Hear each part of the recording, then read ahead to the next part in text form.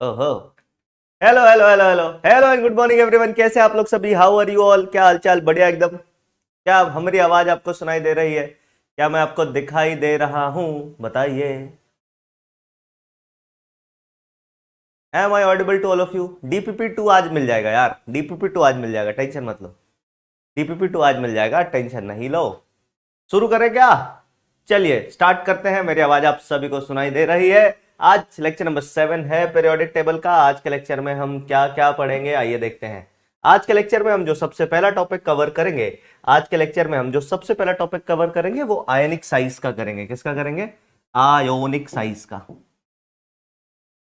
आयनिक size को complete करने के बाद, आयनिक साइज को कंप्लीट करने के बाद फिर हम इससे कुछ क्वेश्चंस करेंगे, कुछ क्वेश्चन प्रैक्टिस करेंगे। क्वेश्चन प्रैक्टिस करने के बाद फिर हम आयोनाइजेशन एंथैल्पी पे चलेंगे। नया क्या कहते हैं आपका पीरियोडिक प्रॉपर्टी, नए पीरियोडिक प्रॉपर्टी पे चलेंगे। क्लियर है? चलिए स्टार्ट करते हैं आज का सेशन। तो लास्ट क्लास आयनिक साइज के बारे में मैंने आपको दो तीन बातें बताई थी। लास्ट क्लास आयनिक साइज के बारे में मैंने आपको दो तीन बातें बताई थी। एक बारी उसकी पीपीटी लगा लेते हैं, फिर वहीं से क्लास को कंटिन्यू करते हैं रिवीजन के साथ, है ना? कितने गयो? ये इसका ईएनबी सेव नहीं किया था क्या? है तो नहीं भाई?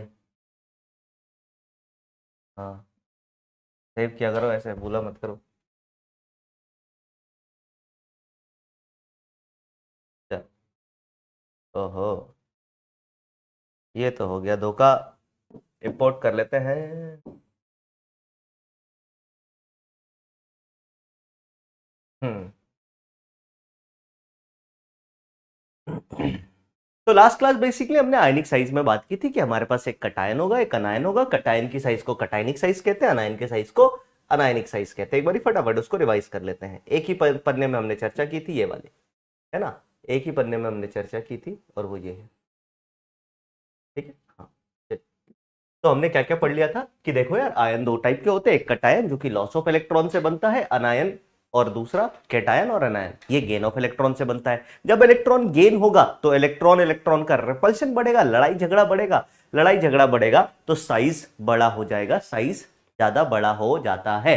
तो यही दो बातें हमने यहां पे एंड की थी, यही दो बातें हमने यहां पे एंड की थी। अब हम सवाल करेंगे। जैसे मैं आपसे एक नॉर्मल सवाल करता हूं, सुनना। मैं आपको बताता हूं कि किस टाइप के सवाल आएंगे रिलेटेड टू आयनिक रेडियस। सबसे पहला टाइप 1 लिखो। सबसे पहला लिखो सवालों का टाइप 1। टाइप 1 कैसा आएगा सर? तो टाइप 1 है कि अगर सेम आपके पास क्या है, अगर सेम आपके पास क्या है सर? सेम एटम, है ना? आपके पास क्या है सर? सेम एटम है, एक ही एटम है या सेम एलिमेंट है और डिफरेंट चार्ज है। एटम तो नहीं लिखते, same element different charge, same element with different charge. सबसे पहले टाइप का सवाल ऐसा आएगा कि एक ही टाइप का एटम है, उस पर अलग अलग चार्ज है, कभी +2, कभी +3, कभी +4, कभी +5, कभी +6, है ना? कभी +7, कभी +8, इस तरीके से। तो अगर हम बात करें, चैट बंद कर देते हैं, अगर हम बात करें इस टाइप के सवालों में, तो इस टाइप में बहुत ही सिंपल सी चीज आपसे पूछी जाएगी। इसमें आप एक आरबीआई याद रखेंगे, हैशटैग आरबीआई, बस इतना सा, जिसपे पॉजिटिव चार्ज ज्यादा, जो कि लास्ट क्लास भी हमने पढ़ लिया था कि जिस पर, है ना, जिस पर पॉजिटिव चार्ज ज्यादा, वो उतना छोटा, और जिस पर नेगेटिव चार्ज ज्यादा, और जिस पर नेगेटिव चार्ज ज्यादा, वो उतना बड़ा। चार्ज ज्यादा, वो उतना बड़ा, वो उतना।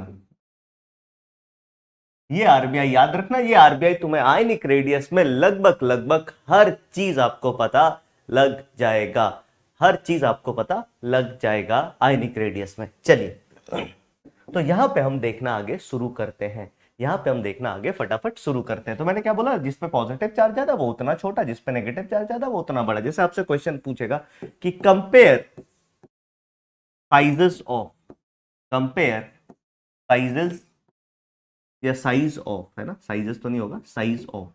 सबसे पहला iodine, I minus and I plus, इनका साइज फटाफट बता दो कंपेयर करके। आप जीरो प्लस और माइनस करके बता देना, सबसे छोटा कौन सबसे बड़ा कौन। चलिए स्टार्ट करते हैं, देखते हैं कौन बताता है। बताइए क्या ऑर्डर होगा इनका, फटाफट बता दीजिए मेरे को, क्या ऑर्डर होगा इनका, फटाफट बता दीजिए,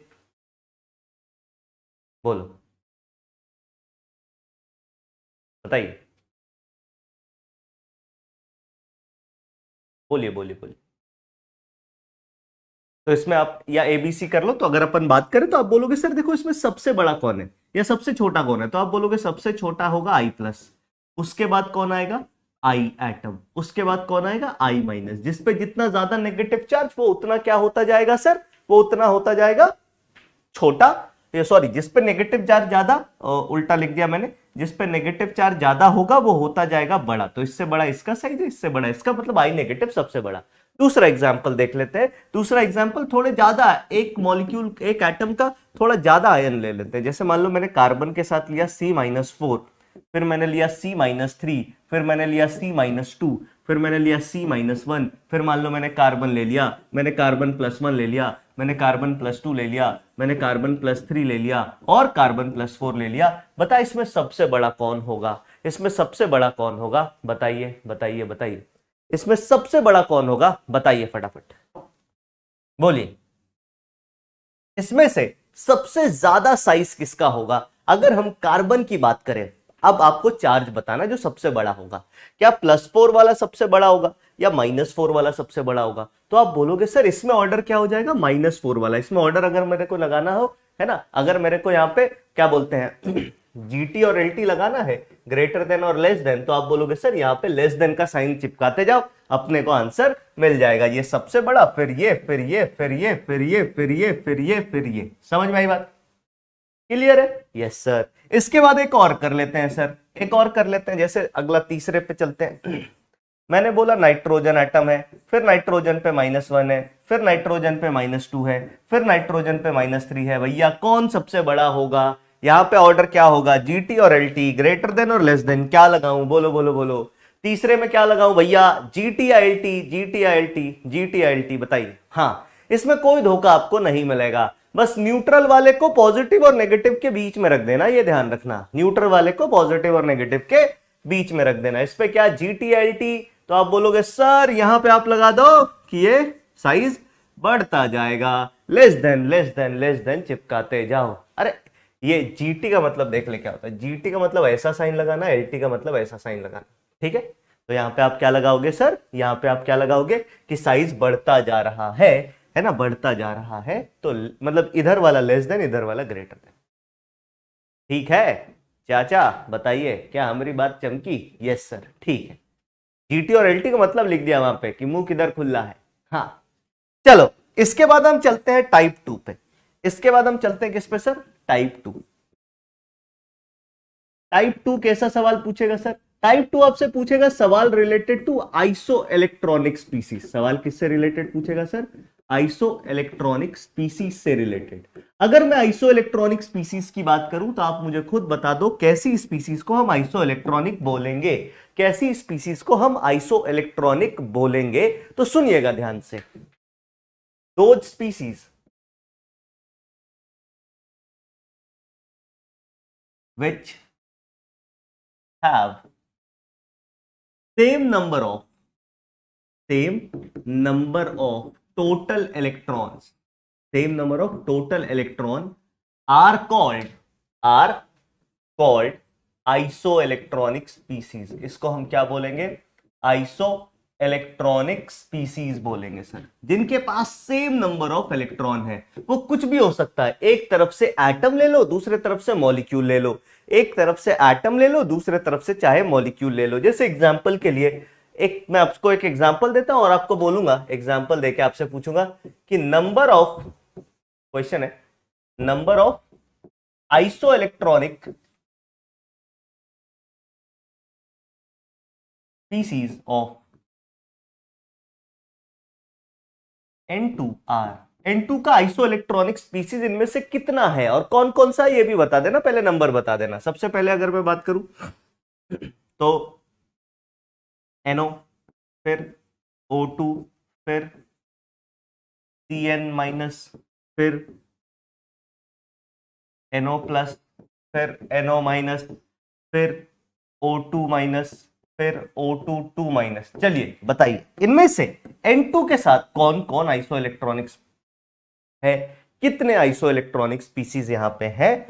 एक बारी हम पोल करवा लेते हैं न्यूमेरिकल टाइप की, भैया आप इंटीजर टाइप में आंसर दे दो, इसका आंसर क्या आएगा, 2 3 4 5 8 ऐसा क्या आंसर आएगा वो आपको कमेंट करना है, आपको वो कमेंट करना है। हाँ, जो लोग अभी भी गुड मॉर्निंग कह रहे हैं उनको बता दूं क्लास स्टार्ट हो गई है, तो शुरू करते हैं ना, पढ़ना शुरू करते हैं। चलिए, तो आप बोलोगे सर N2 के पास कितने इलेक्ट्रॉन है भैया, तो N2 के पास टोटल इलेक्ट्रॉन, 2 नाइट्रोजन का इलेक्ट्रॉन कितना हो गया, अरे 14 इलेक्ट्रॉन हो गया। अच्छा सर अगर हम NO की बात करें तो नाइट्रोजन के पास इलेक्ट्रॉन होते हैं 7, ऑक्सीजन के पास इलेक्ट्रॉन होते हैं 8, इन दोनों को जोड़ा तो आ गए कितने, 15 इलेक्ट्रॉन। सर O2 के पास 8 और 8 16 इलेक्ट्रॉन। सर Cn माइनस के पास, कार्बन वा के पास 6, नाइट्रोजन के पास 7 और ऊपर एक चार्ज और लेके खोपड़ी पे रखा है, तो टोटल कितने हो गए, 6 7 और 1, टोटल 14 इलेक्ट्रॉन। अरे सर ये तो हो गया है आइसो इलेक्ट्रॉनिक। NO प्लस की बात कर ले, NO प्लस में क्या हो जाएगा सर, आप बोलोगे NO की अगर मैं बात करूं NO की, तो NO के पास टोटल इलेक्ट्रॉन, नाइट्रोजन के पास 7, ऑक्सीजन के पास 8, प्लस का मतलब माइनस कर दो 1, प्लस चार्ज का मतलब 1 इलेक्ट्रॉन कोई चुरा के भाग गया, तो आप बोलेंगे सर ये कितना आ गया, ये भी 14 इलेक्ट्रॉन आ गया, ये भी आंसर हो गया। अब लॉजिक बात है, ज्यादा दिमाग लगाने का नहीं। अबे अगर NO के पास NO प्लस के पास 14 है और NO के पास 15 है, तो NO माइनस के पास एक बढ़ जाएगा 15 से, इसके पास डायरेक्टली बता दूंगा 16 इलेक्ट्रॉन है। फिर O2 के पास अगर 16 इलेक्ट्रॉन है ना, तो O2 माइनस के पास 17 इलेक्ट्रॉन होगा, O2 प्लस के पास 18 इलेक्ट्रॉन होगा। तो अगर आपसे कोई पूछे कि इसमें कितनी स्पीसीज N2 के आइसो इलेक्ट्रॉनिक है, तो आपका आंसर होगा 1 और 2, दो इसका आंसर हो जाएगा, जो कि 51% लोगों ने सही दिया है। चलिए बहुत अच्छी बात है, आगे बढ़ते हैं, इसके बाद अगले सवाल पे चलते हैं। तो इस तरीके से आपसे आइसो इलेक्ट्रॉनिक स्पीसीज पूछा जाएगा, इस हिसाब से आइसो इलेक्ट्रॉनिक स्पीसीज आपसे पूछा जाएगा। एक बार इसको कॉपी करके सीकेल लिख दो, वैसे सीकेल तो कर ही लिया होगा क्योंकि सवाल के लिए काफी टाइम दे दिया था तुम्हें सॉल्व करने के लिए, है ना, तुम्हारे साथ बैठ बैठ के सॉल्व किया है, तो तुमने इसको अच्छे से कर ही लिया होगा। अब आगे बढ़ते हैं, इससे सवाल कैसे आएगा। तो फॉर आइसो इलेक्ट्रॉनिक स्पीसीज याद रखना, इसके लिए भी आरबीआई है, हैशटैग आरबीआई। और आरबीआई क्या है सर, क्या कोई अलग सा आरबीआई है, मैं बोलूंगा नहीं बे, वही सेम पॉइंट याद रखने का, कोई नया पॉइंट याद नहीं रखने का। जिस पर जितना पॉजिटिव चार्ज, याद रखिएगा, फिर से चीख चीख कर रिपीट कर रहा हूं, जिस पर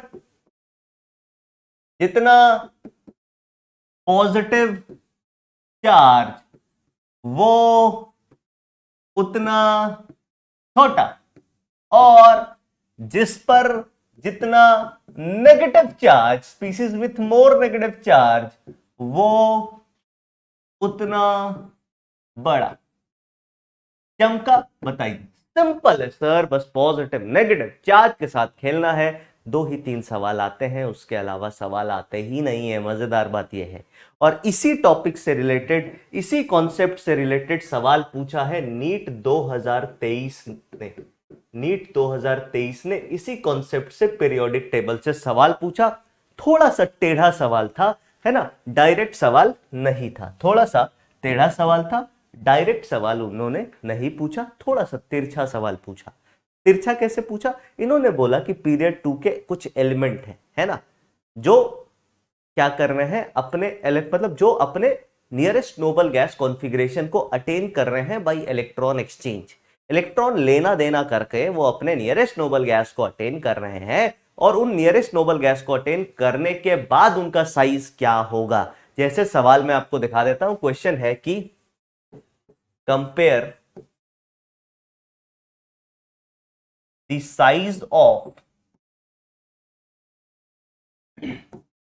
ions formed by nitrogen, oxygen, fluorine after attaining their noble gas configuration, attaining their noble gas configuration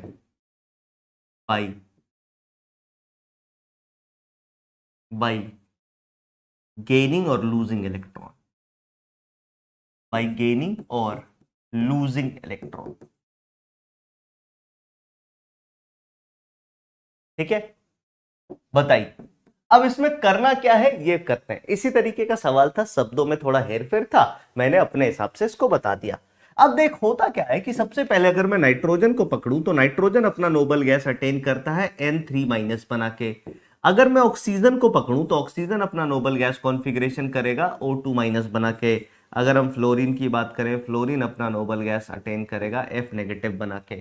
तो ये तीन इनके नोबल गैसेस हैं, ये तीन इनके नोबल गैसेस के मतलब नोबल गैस कॉन्फ़िगरेशन को अटेन करने के लिए 2,8 अटेन करने के लिए उनको इस फॉर्म में सभी को आना पड़ेगा। और जब ये सभी के सभी इस फॉर्म में आएंगे तब आप बोलोगे सर ऑर्डर ऑफ साइज क्या हो जाएगा, बताओ साइज का ऑर्डर क्या हो जाएगा। तो आप बोलोगे सर देखो N3- का सबसे ज्यादा, उसके बाद O2- का, उसके बाद F- का। क्या मेरी बात समझ में आई? क्या ये बहुत सिंपल सवाल नीट ने पूछा था या बहुत कठिन पूछा था? हाँ, लैंग्वेज तो थोड़ा सा घुमा के पूछा था, क्योंकि आज तक कभी भी अगर आइसो इलेक्ट्रॉनिक स्पीसीज से सवाल पूछे जा रहे थे तो डायरेक्ट आपको ऑप्शन दे दिया जाता था। सीधा ऑप्शन फेंक के मारा, बोला भाई आंसर बता दे। सीधा ऑप्शन फेंक के मारा, बोला आंसर बता दे। वो भी करेंगे, अभी ऑप्शन वाले सवाल भी करेंगे, अभी ऑप्शन वाले सवाल भी करेंगे सर, है ना। हाँ, तो ये बेसिकली अगर आप दिल से अपने पूछो ना तो ये सवाल बहुत ही बेसिक है, बहुत ही सिंपल है, बहुत ही इजी है। लेकिन आपको समझना पड़ेगा कि पूछना क्या चाहता है। अगर तू लैंग्वेज ही नहीं समझ पाया, अगर तू लैंग्वेज ही नहीं समझ पाया तो कैसे करेगा भाई? लैंग्वेज तो समझना पड़ेगा ना दोस्त, नीट क्रैक करने के लिए, किसी भी पेपर को क्रैक करने के लिए। जैसे मान लो कोई बच्चा है जो सवाल के लैंग्वेज को समझने में बहुत ज्यादा टाइम ले ले रहा है, तब तो बहुत डिफिकल्ट है ना यार। अगर तुम शब्दों पे ही नहीं समझ पाओगे, तुम एक बार सवाल पढ़ के नहीं समझे, तुम दो बार पढ़ के नहीं समझे, तुम्हें हर सवाल 3 बार पढ़ने का टाइम नहीं होता है नीट के पेपर में। तुम कुछ सवाल 3 बार पढ़ सकते हो, बट हर सवाल 3 बार पढ़ोगे तो कैसे होगा दोस्त? ये बोर्ड एग्जाम का पेपर नहीं है ना जिसमें कहते हैं कि पहले एक बार ही सारे सवाल पढ़ लो, फिर जब अटेम्प्ट करने जाओ तब पढ़ो। यहाँ तो तुम एक बार सारे सवाल पढ़ने जाओगे तो डिप्रेशन में और चले जाओगे, बोलोगे अबे यार इतने सारे सवाल। यहाँ तो सीधा स्ट्रेटेजी होता है, एक सवाल पढ़ आंसर कर।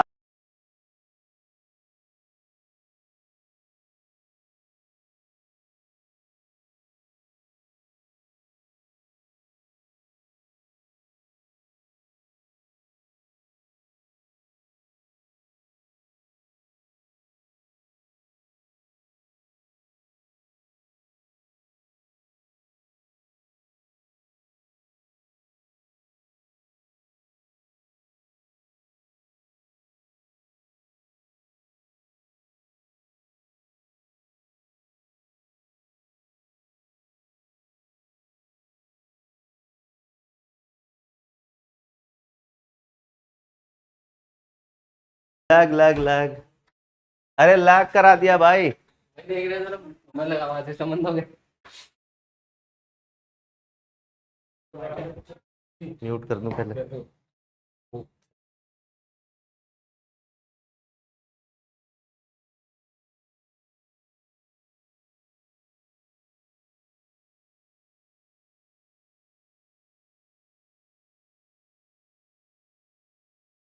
हाँ अब आवाज आ रही है? Hello hello hello hello hello hello. अभी फिर हैंग हो गया क्या?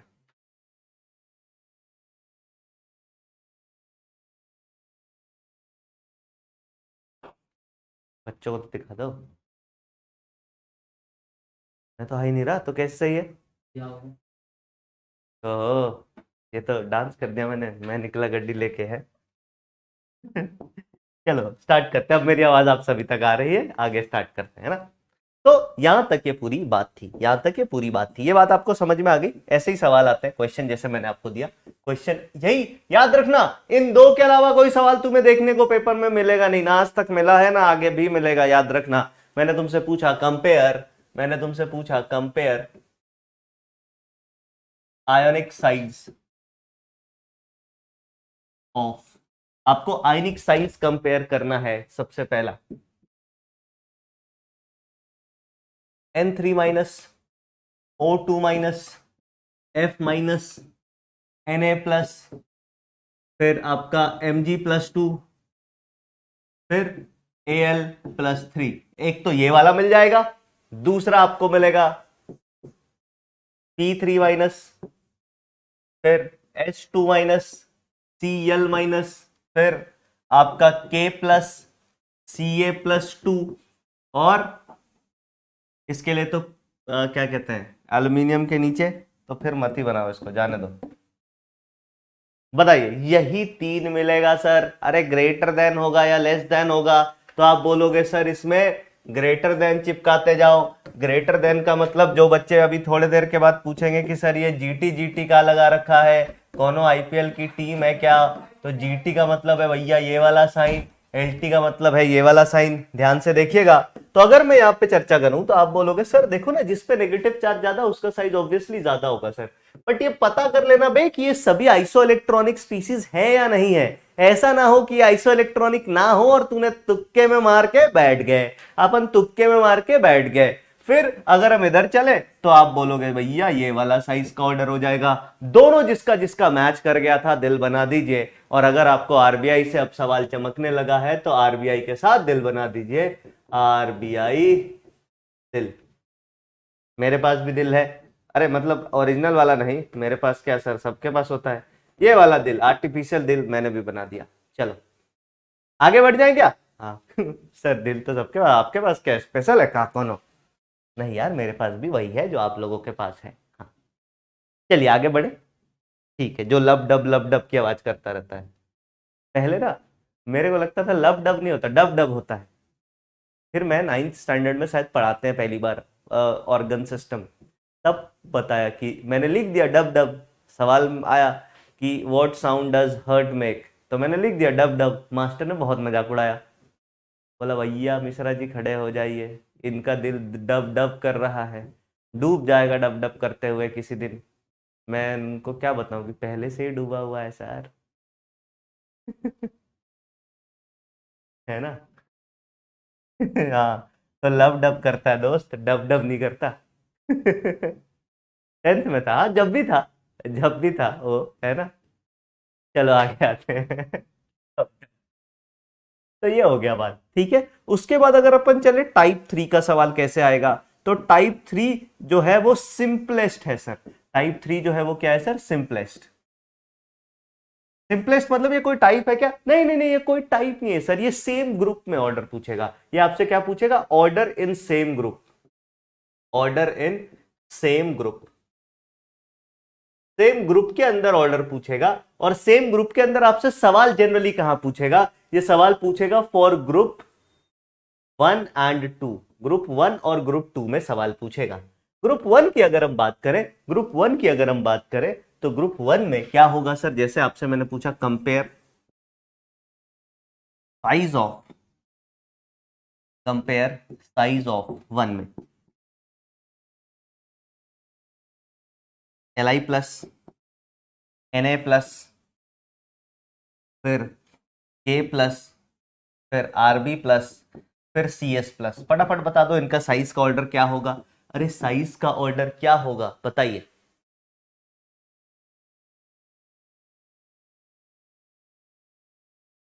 बताइए, चलिए फटाफट एक बारी बता दीजिए sir. GT LT, GT LT sir ने इतना जीटी एलटी कर दिया, आप जीवन में भूलेंगे ही नहीं। हाँ बताइए, बोलिए। लेस देन, बहुत बढ़िया। तो आप बोलोगे सर नीचे जाते हुए साइज बढ़ता जाएगा, नीचे जाते हुए साइज बढ़ता जाएगा। सभी को क्लियर है? एकदम क्लियर। टाइप 4 पे आते हैं, जो सबसे कॉम्प्लिकेटेड लगता है सुनने में। हम फिर उसके बाद कहां पे आते हैं सर? टाइप 4 पे आते हैं, जो सबसे कॉम्प्लिकेटेड लगता है सुनने में।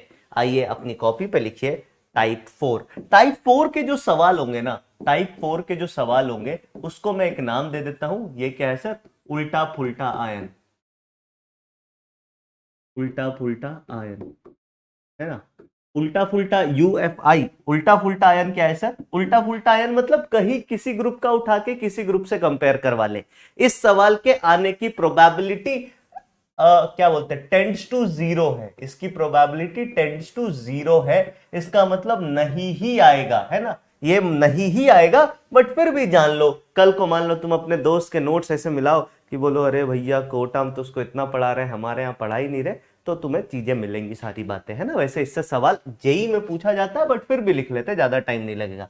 इधर मैं ग्रुप के आयन्स लिख देता हूं, Li plus, Na plus, K plus, Rb plus और Cs प्लस। फिर फ्रांसियम की कोई इज्जत नहीं है हमारे, है ना, समाज में। क्यों सर? क्योंकि रेडियो एक्टिव है, उसको पढ़ने जाएंगे तो बचेंगे ही नहीं, जब बचेंगे ही नहीं तो डॉक्टर कहाँ बनेंगे बताओ? हमें ही डॉक्टर की जरूरत पड़ जाएगी और वो डॉक्टर भी ना बचा पाए हमें। फ्रांसियम और बेरियम, ठीक है। और एक और आयन ले लो जो यहां पे आता है एल्यूमिनियम +3 के रूप में। तो ये इतने आयन हैं, इनको याद करना है कि इनको आपस में कैसे रिलेट करेंगे, इनको आपस में कैसे रिलेट करेंगे, आइए देखते हैं। तो इसके लिए बहुत ही सिंपल सा तरीका भैया, हम क्या करेंगे, तीर चलाएंगे। क्या करेंगे? तीर चलाएंगे। सर कैसे? देखते जाओ। सर ऐसे लिख लेना, कभी भी इसका सवाल आए ना, जब तुम्हें लग जाए कि भैया ये तो कुछ मैच ही नहीं कर रहा है, बाकी कोई आयन तो दिख ही नहीं रहे, तो ऐसे इनको बना लेना। इनको बनाने के बाद फिर एरो लगाना चालू करना। आपको पता है सर, लिथियम से बड़ा सोडियम, उससे बड़ा potassium, rubidium, caesium, sir beryllium से बड़ा ये, फिर ये, फिर ये, फिर ये हमें पता है सर। सर इसके साइज के बारे में भी हमें पता है। अब मैं पूछूं लिथियम, अब मेरे को फटाफट बताते जा। Sir Li plus, sir Li plus और इसमें कौन बड़ा होगा? सर Li प्लस और बेरिलियम +2 में कौन बड़ा होगा? यार एक बार ईमानदारी से बता, ईमानदारी से बता एक बार, Li प्लस और बेरिलियम +2 में कौन बड़ा होगा? तो आप बोलोगे सर इसमें सोचने की कोई बात ही नहीं है। क्यों? क्योंकि Li प्लस के पास टोटल इलेक्ट्रॉन है 2, इसके पास टोटल इलेक्ट्रॉन है 2। अरे सर आइसो इलेक्ट्रॉनिक स्पीसीज है, जिसपे पॉजिटिव चार्ज ज्यादा वो छोटा, तो इनमें ये बड़ा होगा। अबे इन दोनों में ये, इन दोनों में ये, इन दोनों में ये, इन दोनों में ये वाला, इन दोनों में ये वाला बड़ा होगा सर। इन तीनों में इससे बड़ा ये, इससे बड़ा ये तो पता है सर, पीछे लिख रखा है, ये तो पता है सर, पीछे लिख रखा है। लेकिन कल को किसी ने तुम्हारे साथ मजाक कर दिया, कल को किसी ने तुम्हारे साथ मजाक कर दिया और बोला भैया एक बात बता, पोटेशियम और मैग्नीशियम में कौन बड़का गो है, तब क्या करेंगे? तो उस केस में याद रखना, बेरियम 2+ से ये बड़ा, ये बड़ा, ये बड़ा, ये बड़ा, और बेरिलियम +2 और एल्यूमिनियम में एल्यूमिनियम +3 बड़ा। ये होता है ऑर्डर, ये होता है ऑर्डर, याद रखिएगा। मैं फिर से रिपीट कर रहा हूं, ये होता है ऑर्डर। इसमें जो तीर बनाया है, तीर को मैं, तीर के बारे में कुछ कुछ बातें बता देता हूं। तीर का इसको हम कहते हैं, इस वाले पोर्शन को हम कहते हैं टिप, इस वाले पोर्शन को हम कहते हैं टेल, पूंछ। टिप की अगर हम बात करें तो टिप जो है वो, टिप जिस तरफ आएगा उसका साइज बड़ा होगा, उसका साइज बड़ा, और टेल जिसके तरफ आएगा उसका साइज छोटा हो जाएगा। मेरे दोस्त बताइए, क्या मेरी बात चमक रही है? क्या आपको ये बातें हल्की हल्की, थोड़ी थोड़ी समझ आ रही है? तो एक बारी फटाफट दिल बना दीजिए।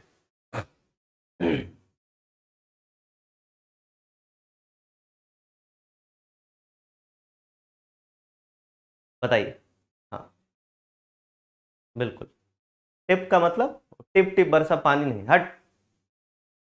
कुछ लोग अपना बर्थडे ही लिखते जा रहे हैं, मेरा बर्थडे है। अबे कोई किसी को गिफ्ट नहीं देता भाई। तो मत पड़ो इन चक्करों में कि मेरा बर्थडे है, पार्टी लेके भाग जाएंगे लोग। हाँ, बर्थडे बर्थडे के चक्कर में नहीं पड़ना चाहिए। मैं तो खुद ही, और वैसे भी लौंडो को क्या शौक है भाई, लौंडे कह रहे हैं मेरा बर्थडे है, लौंडो को भी बर्थडे का शौक होने लगा है।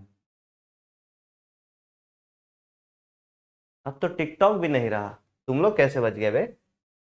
चलिए, क्या ये बात क्लियर है? बोलो यार, क्या ये बात क्लियर है सभी को? बताइए बताइए बताइए, क्या ये बात सभी को क्लियर है?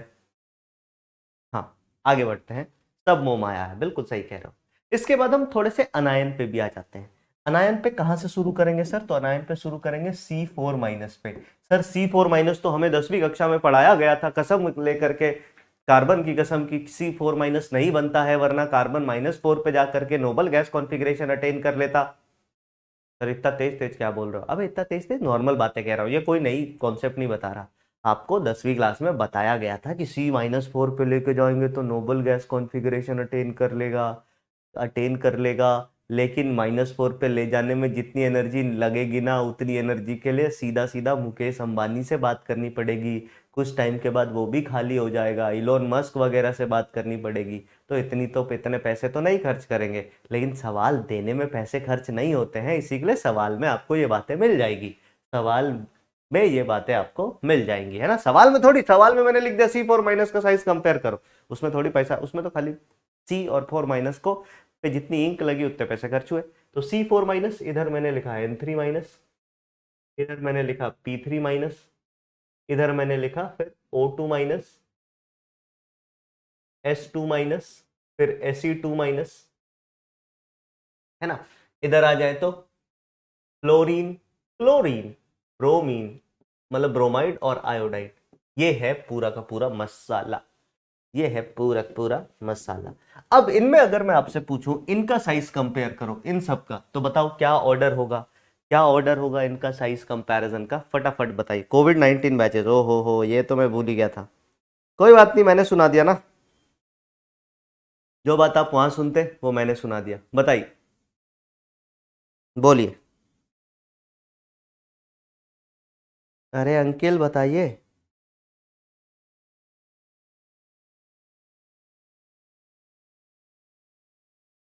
मैं पानी पी लेता हूँ तब तक।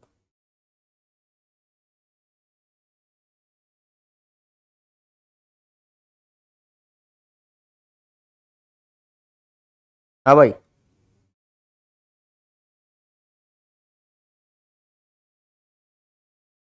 बोलिए। GT LT, हाँ सर। तो इधर जाते जाएंगे तो ये क्या होगा सर, ग्रेटर देन, मतलब जिसपे नेगेटिव चार्ज ज्यादा, क्यों, क्योंकि ये एक रो में ना सभी के सभी क्या होते हैं, एक रो में सभी के सभी आइसो इलेक्ट्रॉनिक स्पीसीज हैं सर, एक रो में सभी के सभी आइसो इलेक्ट्रॉनिक स्पीसीज हैं। अब देख यहाँ पे ऑर्डर क्या होता है, यहाँ पे जैसे ऐसे ऊपर तीर जा रहा था ना, यहाँ पे तीर ऐसे नीचे जाता जाएगा, कहाँ जाता जाएगा, ऐसे नीचे जाता जाएगा सर। यो वाला इससे बड़ा, ये वाला इससे बड़ा, लेकिन बाकी तीर उल्टा हो जाएगा, बाकी का तीर उल्टा, यहां पे तीर उल्टा हो जाएगा। तो ये है इसका करेक्ट ऑर्डर, ये है इसका करेक्ट ऑर्डर। अब आपको दो तीन फैक्ट बता दूं, दो तीन फैक्चुअल बातें हैं जो आपको याद रखनी है। फैक्ट की बातें, सबसे बड़ा कटायन है ना, लार्जेस्ट कैटायन, फिर लार्जेस्ट एनायन, फिर स्मॉलेस्ट कटायन, फिर स्मॉलेस्ट अनायन। चलिए बताइए फटाफट, बोलिए भैया। सबसे बड़का कटायन कौन, सबसे बड़का कटायन कौन, बताइए, बोलिए, बोलो बोलो। सबसे बड़ा कटायन कौन सा, तो इसमें आप देख पा रहे हो सबसे बड़ा, सबसे ज्यादा साइज किसका है सर, सीजियम+ का। तो पूरे पीरियोडिक टेबल में largest cation is of caesium+. फिर अगर हम बात करें लार्जेस्ट अनायन की, लार्जेस्ट अनायन जो होता है वो आपका I- होता है सर, याद रखना। मतलब ये बढ़ता तो है इधर, लेकिन जितना बड़ा I- होता है उतना बड़ा बाकी कोई नहीं होता। स्मॉलेस्ट कटायन की बात करें तो स्मॉलेस्ट कटायन आपका होता है कौन सा, बोलो। Which cation among the following is the smallest cation, बताइए, बोलिए, फटाफट बताइए। इनमें से स्मॉलेस्ट कटायन कौन सा होगा सर, वो कटायन जिसका साइज सबसे छोटा है, वो कटायन जिसका साइज सबसे छोटा है, बताइए। चलिए मौका दिया आपको, तो इसका आंसर H+ हो जाता है सर। मतलब H+ तो सिर्फ और सिर्फ प्रोटॉन है, ये दुनिया का सबसे छोटा स्पीसीज में से एक है। और स्मॉलेस्ट अनायन की बात करें तो स्मॉलेस्ट अनायन इनमें से अगर आप देखेंगे तो आपको पता लगेगा F- इज द स्मॉलेस्ट अनायन। ये सीधी बातें हैं जो डायरेक्टली पूछी जा सकती है कि कौन सा कटायन लार्जेस्ट है, कौन सा कटायन स्मॉलेस्ट। क्या बात मेरी क्लियर है? Am I clear to all of you? फटाफट बताइए, कॉपी कर लिया है तो सी क्या लिख दीजिए, फिर आगे बढ़ते हैं। हाँ, लिथियम नहीं, H+ सबसे छोटा होगा बे, अबे H+ सबसे छोटा होगा। हाइड्रोजन से बनाया H+, हाइड्रोजन से बनाया H+ के पास एक प्रोटॉन और खाली न्यूक्लियस, कुछ है ही नहीं बे। न्यूक्लियस का साइज 10⁻⁻15 के रेंज में होता है, एटम का साइज 10⁻10 के रेंज में होता है। तो किसी भी एटम से तो न्यूक्लियस बहुत छोटा होगा ना यार, किसी भी एटम से न्यूक्लियस बहुत छोटा होगा। मेरा मेरा मतलब समझ रहे हो ना मैं क्या कहना चाह रहा हूं। तो ये न्यूक्लियस की बात हो गई सर। चलिए अगले सवाल पे आते हैं। नीट का फेवरेट सवाल, नीट का फेवरेट सवाल question. Arrange the increasing order of size, increasing order of size among H minus F minus CL minus BR minus I minus. ठीक है, पहला ऑप्शन है, इसको मैंने मान लो बोल दिया A B C D E, है ना। तो पहला ऑप्शन है A सबसे छोटा, फिर B, अच्छा अपने को इंक्रीजिंग ऑर्डर करना, हाँ ठीक है, फिर C, फिर D, फिर E। दूसरा ऑप्शन मैंने आपको दिया कि A सबसे बड़ा, फिर B, फिर C, फिर D, फिर E। फिर तीसरा ऑप्शन मैंने आपको दिया कि क्या कहते हैं, B से बड़ा A, से बड़ा C, से बड़ा D, से बड़ा E। चौथा ऑप्शन मैंने आपको दिया B से बड़ा C, C से बड़ा D, D से बड़ा A से बड़ा E। आइए देखते हैं कौन करेगा E सवाल को। आपका समय शुरू होता है अब। जब तक आप ये सवाल कर रहे हैं तब तक कुछ डाउट कर लिया जाए, है ना। कुछ डाउट ले लेते हैं पहले, कोमल डाउट। सर आरबीआई क्या है? आरबीआई एक बैंक है जिसको कहा जाता है reserve bank of India. Sir DPP 1 ही मिली है अभी तक, दूसरा डीपीपी नहीं मिला। हाँ मुझे पता लगा डीपीपी में ना थोड़ी सी गड़बड़ियां थी, उसको मैंने सुधार दिया है। आपको डीपीपी सब मिलेंगी रेगुलर, टेंशन मत लें। वैसे भी हम क्लास में, आप देख रहे हो हम हर क्लास में बहुत सारे सवाल कर रहे हैं सर। नॉर्मल क्लासेस के मुकाबले हम हर क्लास में वैसे ही बहुत सारे सवाल कर रहे हैं। तो जो आपको डीपीपीज भी मिलेंगी ना, वो इन्हीं से कहीं ना कहीं रिलेटेड सवाल होंगी, इन्हीं से कहीं ना कहीं रिलेटेड सवाल होंगे। और इन टॉपिक्स में ना सवाल थोड़े कम होते हैं, वैसे करने का तो आप 2000 सवाल कर लो, बट वही सवाल बार बार, एक ही ऑप्शन बार बार घूम के आएगा, तो इस वजह से, है ना। चलिए टेंशन मत लीजिए। फिर सर ना सेकंड डीपी आया ना थर्ड, आज सेकंड आ जाएगा, कल थर्ड आ जाएगा, और सैटरडे को भी एक डीपीपी डलवा दूंगा, और सैटरडे को सारा समाप्त करके कर देंगे। Sir beryllium +2 greater than Al+3 होगा ना सर? नहीं नहीं, बेरिलियम +2 और एल्यूमिनियम +3 में देख भाई, साइज का जो ऑर्डर है ना भाई, नहीं दीदी देखो, साइज का जो ऑर्डर है ना वो प्रैक्टिकली डिसाइडेड है। हमें साइज सब एटम का, आयन का पता है, तो हम कंपैरिजन देते हैं उसके हिसाब से, है ना, और ऐसा होता है। एम्स दिल्ली लवर, वाह सर वीडियो पॉज हुआ था, रिपीट अगेन। वीडियो पॉज के बाद तो फिर से कर ही दिया यार। Sir module question solving is important, module के क्वेश्चन सॉल्विंग इंपॉर्टेंट है। मेरे पास मॉड्यूल है नहीं, जैसी आएगी मैं आपको मॉड्यूल से होमवर्क देना स्टार्ट कर दूंगा। मतलब आप में से कुछ लोग जैसा मेरा सिचुएशन है, मेरे पास भी अभी मॉड्यूल नहीं है। जैसे ही मेरे पास मॉड्यूल डिलीवर होगा मैं सवाल देना स्टार्ट कर दूंगा। पहले मेरे पास जो मॉड्यूल थी उससे मैंने सवाल दिया, बच्चों ने बताया कि सर वो मॉड्यूल एक्चुअली वो वाली मॉड्यूल नहीं है जिससे आप सवाल दे रहे हो, तो मेरे को सही मॉड्यूल लाना होगा। कैसे याद करें, कैसे याद करें, क्या याद करना है? अरे इसको याद थोड़ी करना है बे, ये तो खाली एरो। अब इसको भी याद करेगा क्या? कौन है करेगा? गगन ढाल बिढाल, वे यार फालतू है तू बेहाल, है। इसको क्यों याद करेगा मेरे दोस्त, इसको क्यों याद करेगा, है? इसको याद करने कोई मतलब है? इसको अगर तू लिख लेगा इस तरीके से तो तू तीर नहीं बना पाएगा बे, कि सर ने बोला था सबको ऐसे ऐसे ऊपर तीर बना दो और इन दोनों में इसको जिता दो, खत्म। इसमें क्या करो सर, सबको नीचे नीचे नीचे नीचे करते जाओ, इन दोनों में ऊपर कर दो, बस। इसको याद नहीं करना है बे। कुछ चीजें ना दिमाग में बस ऐसे बातों में समझते हैं, हर चीज याद करके नहीं जाते हैं। सर इसको याद करना है क्या? सर टीचिंग स्टाइल इज कतई जार, थैंक यू। चलो अब यहाँ सब इन सब डाउट्स पे रुक जाते हैं, है ना। सर ये स्लाइड एक बार रिपीट कर दीजिए, ये कौन सा स्लाइड है? इस स्लाइड में मैंने बस इतना बताया, इस स्लाइड में मैंने बस इतना बताया कि इनमें जिस पे टेल ऊपर गया है, जिस पे है ना टिप गया है, वो ज्यादा बड़ा है। अगर आपसे मैग्नीशियम +2 और लिथियम प्लस का साइज पूछेगा तो आप बोलोगे lithium plus is greater than, वो उसका साइज बड़ा होगा। ये प्रैक्टिकल डेटा है। दो तरीका है इसको करने का, या तो तुम सभी एटम और सभी आयन के रेडियस याद कर लो, जिसपे तुम साफ, मुझे पता तुम मना मुकर जाओगे, बोलोगे छोड़ दो सर नीट वीट नहीं करना, मेरे घर जाने दो, मुझे घर जाना है, मुझे घर जाना, मम्मी मेरे शक्तियों का दुरुपयोग किया गया है, माँ, माँ, हे माँ, मेरी शक्तियों का दुरुपयोग किया गया है माँ। या दूसरा तरीका भाई, एरो याद कर ले, घर पे जाके 2 बारी, मैंने बोला ना लिखने का तरीका समझाया है ना भाई, घर पे जाके लिखते हो। अगर लिखते होते तो ये सवाल ही नहीं आता। आप लिख के तो देखो, खुद ब खुद हो जाएगा। आप लिख के तो देखो, खुद ब खुद हो जाएगा। चलिए, इसके बाद सर होमवर्क वाला क्वेश्चन करवाइए। होमवर्क में क्या दिया था क्वेश्चन बता दो यार, मेरे को भी लग रहा है कुछ होमवर्क दिया था। अरे पोल कहां गया, इसका सही आंसर क्या हो जाएगा? आइए देखते हैं। मुझे लगता है बहुत सारे लोगों ने इसका गलत आंसर दिया होगा, तो इसका सही आंसर है डी, चौथा। 6% लोगों ने मात्र सही आंसर दिया है, 55% लोगों ने गलत आंसर दिया। लीडर बोर्ड देख लेते हैं। फ्रॉम ग्वालियर योगेश बंसल, वाह। प्रत्युष कुमार पांडा उड़ीसा, अच्छा ये आप लोगों ने खुद लिखा, ओके। अमित प्रधान मोटिवेटेड, डीबी बाबा का डॉक्टर बच्चा विनीत, वाह। प्रिया इंचरवाल, चलिए बहुत ही बढ़िया। कुछ लोगों ने इसका सही आंसर दिया। ध्यान से देखिए क्यों, क्या गड़बड़ है इसमें, क्यों और क्या गड़बड़ है इसमें, आइए ध्यान से सुनिए।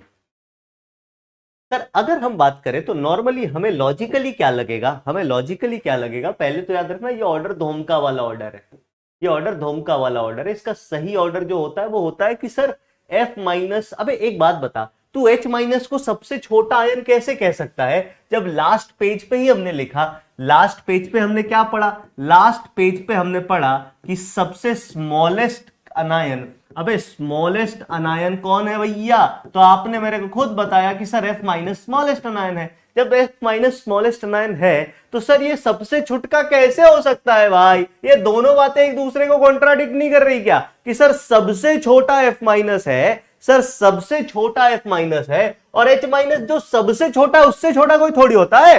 तो ये तो फर्जी ऑप्शन हो गया। अगर कोई लॉजिक लगाता तो भी वो 2 ऑप्शन में आके फंसता, तो भी 50% चांस होते। यही मैं सिखा रहा हूं कि केवल आंसर कमेंट नहीं करना है, कभी फंस जाओ, कुछ समझ नहीं आए तो दिमाग भी लगाना है कि कैसे जुगाड़ लगा के कैसे निकला जा सकता है। तो यहां पे अगर हम बात करें तो यहां पे आप देखोगे कि 2 ही ऑप्शन अब हमारे पास बचते हैं जो ईमानदारी से सही होने चाहिए थे, अगर आपने लास्ट पेज को ध्यान से देखा होता। अच्छा, अब इन दोनों में अगर हम बात करें तो होता क्या है सर, ऑर्डर जो है वो ये होता है, F माइनस से बड़ा हो जाएगा कौन, Cl माइनस, Cl माइनस से बड़ा हो जाएगा कौन, Br माइनस, Br माइनस से बड़ा हो जाएगा कौन, H माइनस, और H माइनस से बड़ा हो जाएगा कौन, I माइनस। अब आपके मन में जो सवाल है वो मैं खुद ही पूछ के खुद ही जवाब दे रहा हूं कि ये सर H माइनस यहां कैसे आ गया, इसकी इतनी जरूरत कैसे हो गई कि भैया इतना जंप लगा दिया। तो सुनिए और समझिए ध्यान से। सर अगर मैं इन सभी के इलेक्ट्रॉन बाई प्रोटॉन का रेशियो निकालूं, देखते जाना, इलेक्ट्रॉन बाई प्रोटॉन का रेशियो मतलब एक प्रोटॉन कितने इलेक्ट्रॉन पे फोर्स लगा रहा है, तो आप बोलोगे सर फ्लोरीन पे 9 प्रोटॉन होते हैं, इलेक्ट्रॉन 10 हो गया। सर अगर क्लोरीन की बात करें तो 17 प्रोटॉन होते हैं, इलेक्ट्रॉन एक ज्यादा 18 हो गया। सर अगर हम ब्रोमीन की बात करें तो 35 इलेक्ट्रॉन होते हैं, सर प्रोटॉन होते हैं, इलेक्ट्रॉन एक ज्यादा 36 हो गया। सर अगर हम आयोडीन की बात करें तो आयोडीन के पास कितने हो जाएंगे, तो आप बोलोगे सर आयोडीन के पास आपके 53 इलेक्ट्रॉन्स प्रोटॉन्स होते हैं, इलेक्ट्रॉन एक बढ़ के 54 हो गया। सर हाइड्रोजन के पास एक ही प्रोटॉन होता है लेकिन इलेक्ट्रॉन बढ़ के 2 हो गया। अगला सवाल मेरा ये है, मेरे को बता, इस पूरे ब्रह्मांड में, याद रखना, इन दिस होल यूनिवर्स, ये जो E/P का रेशियो है ना, ये पूरे ब्रह्मांड में मैक्सिमम है सर, इससे ज्यादा किसी का नहीं हुआ। अबे C4 माइनस का भी निकालेगा तो 10/6 आएगा, जो कि 2 से कम है। ये 2 आ रहा है सर, 2, जो कि मैक्सिमम है। बेचारे एक प्रोटॉन को 2 इलेक्ट्रॉन संभालना पड़ेगा, जो कि बहुत मुश्किल है। और जब चीजें मुश्किल है संभालना तो फैलती हैं तो साइज बढ़ता है। क्या मेरी बात आपको समझ में आई? फिर आप बोलोगे सर ये सबसे ज्यादा बड़ा क्यों नहीं हो गया? अबे ये कोशिश तो करना चाह रहा था कि सबसे ज्यादा बड़ा हो जाए, लेकिन एटॉमिक साइज भी तो पहले से, जैसे हाइड्रोजन का साइज बहुत ही छुटका था, फैल के भी बहुत ज्यादा नहीं फैल पाया, मतलब बहुत ज्यादा तो फैला, 3 लोगों को समेट दिया इसने, लेकिन आयोडीन को नहीं समेट पाया। सर ये कैसे याद रखे, आयोडीन को नहीं समेट पाया? तो याद रखना, आपको एसएम सर ने आरबीआई में लिखवा ही रखा है कि I माइनस जो है वो लार्जेस्ट अनायन होता है भैया, ये लार्जेस्ट अनायन होता है। तो I माइनस तो अंत में आना ही चाहिए, I माइनस तो अंत में आना ही चाहिए। बात समझ में आई? बोलो हाँ या ना। मतलब इससे ज्यादा किसी का E/P रेशियो नहीं होता। मैंने आपको रीजन बता दिया, समझ लो कि भैया जो छुटका प्रोटॉन है ना, जो छुटका प्रोटॉन है सर बेरिलियम+2, अरे बेरिलियम+2 इस कटायन, हम यहाँ पे अनायन की बात कर रहे हैं। बेरिलियम+2 पे तो कटायन कम होंगे, उसका 1/2 होगा। देख बेरिलियम+2 का, अगर तू बेरिलियम+2 की बात करेगा तो बोलेगा सर इसके पास 2 इलेक्ट्रॉन है और 4 प्रोटॉन है, तो ये भी तो 1/2 है, ये 2 थोड़ी है दोस्त, ये 2 थोड़ी है। आपको 2 क्यों लग रहा है, समझ गए? हाँ, तो जो तुम्हें लप्पू सा हाइड्राइड आयन लग रहा था, वो लप्पू सा नहीं और झिंगुर सा नहीं निकला दोस्त, उसने तो सारी सीमाएं पार कर दी। ठीक है, क्या मेरी बात समझ में आई? क्या ये बात आप सभी को क्लियर है? बताइए बताइए बताइए बताइए, बोलिए। आगे बढ़ जाए, आगे बढ़ जाए, आगे बढ़ जाए, आगे बढ़ जाए। हाँ चमक गया, अब चमक गया सर। तो समझ लेना सर, ये अनायन क्या होता है? अनायन क्या होता है? अरे भैया अनायन नहीं, ऑनियन बोलते हैं उसको बे। ऑनियन वो चीज है जिसका दाम अभी बढ़ने वाला है जो टमाटर की जगह बहुत जल्द बाजार में लेने वाला है। तो यहां से हमारे पास एटॉमिक और आयनिक साइज का हर सवाल पूरा हो गया। किसी की औकात नहीं है तुमसे कोई सवाल पूछ दे और तुम ना कर पाओ, लेकिन मैं एक सवाल पूछ देता हूं, आ जाओ देखते हैं कि क्या आप आंसर कर पाते हो। ये आपको होमवर्क दे देता हूं, है ना, होमवर्क दे देता हूं। Compare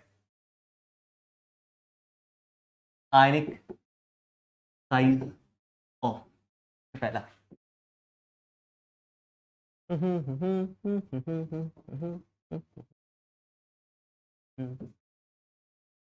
lithium+ and एल्यूमिनियम+3। दूसरा F- एंड S2-। तीसरा H- एंड Br-। चौथा O2- एंड O-। पांचवा As+5 एंड As+3। छठा Phosphorus+5 एंड Phosphorus-3। सातवां Zinc+2 एंड Zinc। आठवां Hg, Hg+1, Hg+2। नौवां आयरन, आयरन+2, आयरन+3। 10वां क्रोमियम+3, क्रोमियम+6। ये आपको सब कंपेयर करके के लाना है, ये होमवर्क है, ये कंपेयर करके लाना है, ये आपका होमवर्क है। ठीक है, ये आपका क्या है सर? होमवर्क है। क्लियर है? हाँ, आगे बढ़ जाए क्या? ये आपका होमवर्क है सर, अगली क्लास का होमवर्क है। ठीक है, चलिए आगे बढ़ जाए, फटाफट बताइए। ये आपका होमवर्क है तो इस पे ज्यादा टाइम नहीं दे रहा, इसको आप आराम से देख लेना क्लास के बाद। फिर हम आते हैं, लिखिए अपनी कॉपी पे हेडिंग डालिए दूसरा। अब हमारा ना पेज थोड़ा सा बढ़ जाएगा, थोड़ा सा बढ़ जाएगा मतलब अब हमें पता है कि हमें क्या क्या पता करना है। सबसे पहले हमें क्या बोलते हैं, पीरियोडिक प्रॉपर्टी को समझना है। पीरियोडिक प्रॉपर्टी को समझने के बाद उसको कौन कौन से फैक्टर इफेक्ट करेंगे इसको समझना है। फिर हमें ट्रेंड इन पीरियोडिक टेबल देखना है। तो अगला हमारे पास जो पीरियोडिक प्रॉपर्टी है जिसका नाम क्या है सर? अरे बोलो बोलो, तो आप बोलोगे सर इसका नाम है आयोनाइजेशन एनर्जी। तो लिखिए अपनी कॉपी पे हेडिंग डालिए आयोनाइजेशन एनर्जी, आयोनाइजेशन एनर्जी, जिसको हम आई से रिप्रेजेंट करेंगे, जिसको हम आई से रिप्रेजेंट करेंगे। चलिए देखते हैं। इसकी अगर हम बात करें, इसकी अगर अपन बात करें तो ध्यान से सुनिएगा और ध्यान से समझिएगा, एकदम गौर से सारी बातें आपको बहुत आसानी से समझ में आएगी। हाँ, अभी हम होमवर्क की चर्चा कर लेंगे बीच में, लास्ट में जाते जाते, अभी इसको सुनिए। आयोनाइजेशन एनर्जी की अगर हम बात करें तो इसका डेफिनेशन क्या होता है, सुनिए ध्यान से। The energy required, the energy required to remove valence electron, valence electron from an isolated gaseous atom, an isolated gaseous atom. और कई बार इस आइसोलेटेड गैसियस एटम का ना हम 1 मोल लेते हैं। एटम का कितना अमाउंट ले, जब से एक एटम से निकालोगे तो एनर्जी लगेगी, 2 से निकालोगे तो दुगनी लग जाएगी, 3 से निकालोगे तो तिगुनी लग जाएगी। ऐसा तो क्या बोला मैंने, तो वैलेंस इलेक्ट्रॉन को रिमूव करने पर किसी भी, है ना, किसी भी energy required to remove a valence electron from an isolated gaseous atom is called ionization energy, is called ionization energy, ionization energy. अब इसका मतलब क्या है सर, ये सुन लो ध्यान से। आगे मैं आयोनाइजेशन एनर्जी को आई से रिप्रेजेंट करूंगा। यहां पे 2-3 चीजें हैं जिसको आपको गौर फरमाना है, जो सबसे ज्यादा इंपॉर्टेंट है कि आपके पास आइसोलेटेड गैसियस एटम होना चाहिए, या एक तो एटम आइसोलेटेड भी होना चाहिए, दूसरा गैसियस स्टेट में होना चाहिए। अगर ये दोनों चीजें फॉलो नहीं हो रही है, फटाफट अब आप नोट करना स्टार्ट करेंगे, अगर ये दोनों चीजें फॉलो नहीं हो रही है तो आप साफ साफ कह देंगे कि भैया यहां पे आयोनाइजेशन एनर्जी, या कई बार इसको एंथैल्पी भी बोलते हैं, या फिर कई बार इसको हम आयोनाइजेशन एंथैल्पी भी कहा जाता है। क्या बोला जाता है सर, एंथैल्पी भी बोला जाता है। वैसे तो आपने थर्मोडायनेमिक्स पढ़ रखा है ना यार, तुम लोगों ने थर्मो कर रखा है कि नहीं कर रखा है, एक बार मेरे को बता दो कमेंट में, थर्मो के बारे में बता दो, थर्मो कर रखा नहीं कर रखा, बोलो बोलो बोलो बोलो बोलो, बताइए फटाफट बता दो, थर्मो कर रखा है दोस्त, हाँ, थर्मो थर्मो थर्मो थर्मो, हाँ, तब थर्मोडायनेमिक्स कर रखा फिर तो कोई लोड ही नहीं है। जब थर्मोडायनेमिक्स कर रखा है फिर तो कोनो लोड ही नहीं है, फिर तो एकदम चमकेगा। बहुत अच्छी बात है। तो इसको एंथैल्पी भी बोलते हैं। आपने एंथैल्पी के बारे में पढ़ रखा होगा। एंथैल्पी क्या होता है sir, basically it is an energy change at constant pressure. Constant pressure पे होने वाले एनर्जी चेंज को हम एंथैल्पी भी बोलते हैं। तो इसको आयनाइजेशन एनर्जी या फिर आयनाइजेशन एंथैल्पी दोनों के नाम से रिप्रेजेंट किया जाता है। चलिए अब अगर हम आगे बात करें तो जनरली इसको 1 मोल के लिए डिफाइन किया जाता है। ये पहला पॉइंट था। दूसरा पॉइंट क्या था sir, generally defined for 1 mole, generally defined for 1 मोल। और क्योंकि ये जनरली 1 मोल के लिए डिफाइन किया जाता है तो मैं यहां पे लिख सकता हूं इसकी जो यूनिट आएगी वो क्या क्या हो सकती है सर। तो इसकी यूनिट हो सकती है, देखो सबसे पहला किलो जूल पर मोल, और फिर दूसरा कॉमनली यूज्ड यूनिट जो है वो है इलेक्ट्रॉन वोल्ट पर एटम, है ना। ये 2 कॉमनली यूज्ड यूनिट यहां पे यूज की जाती है इसको रिप्रेजेंट करने के लिए। इसके बाद अगर मैं आपसे कुछ एग्जांपल दूं, मैं आपसे सवाल पूछूं कि which of the following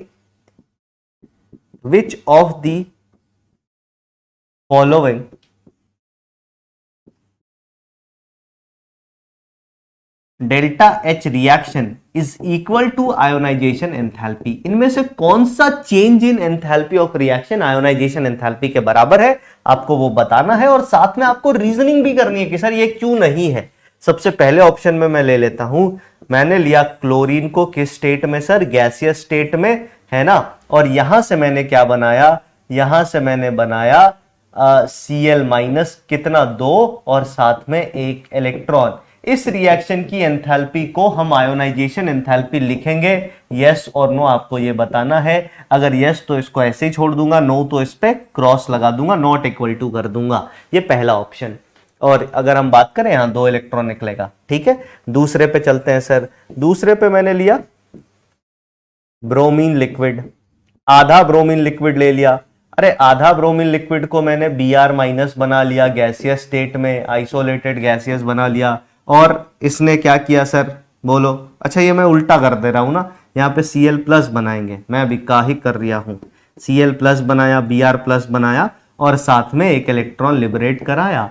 delta H ये आयोनाइजेशन एंथैल्पी के बराबर है या नहीं है आपको बताना है। ये दूसरा एग्जाम्पल था। तीसरे एग्जाम्पल की अगर हम बात करें तो तीसरे एग्जाम्पल में मैं ले लेता हूं Na सोडियम सॉलिड फॉर्म में जो मिलता है, इससे मैंने बनाया Na प्लस गैसियस और साथ में 1 इलेक्ट्रॉन। इसमें चेंज होने वाला एंथैल्पी क्या आयोनाइजेशन एंथैल्पी के बराबर है। चौथे पे अगर हम चले, चौथे पे मैंने ले लिया मरकरी। मरकरी तो भैया लिक्विड स्टेट में होता है, मरकरी से मैंने मरकरी प्लस गैसियस स्टेट में बना लिया और 1 इलेक्ट्रॉन निकलवा दिया। क्या इसमें डेल्टा एच आयोनाइजेशन एंथैल्पी के बराबर है।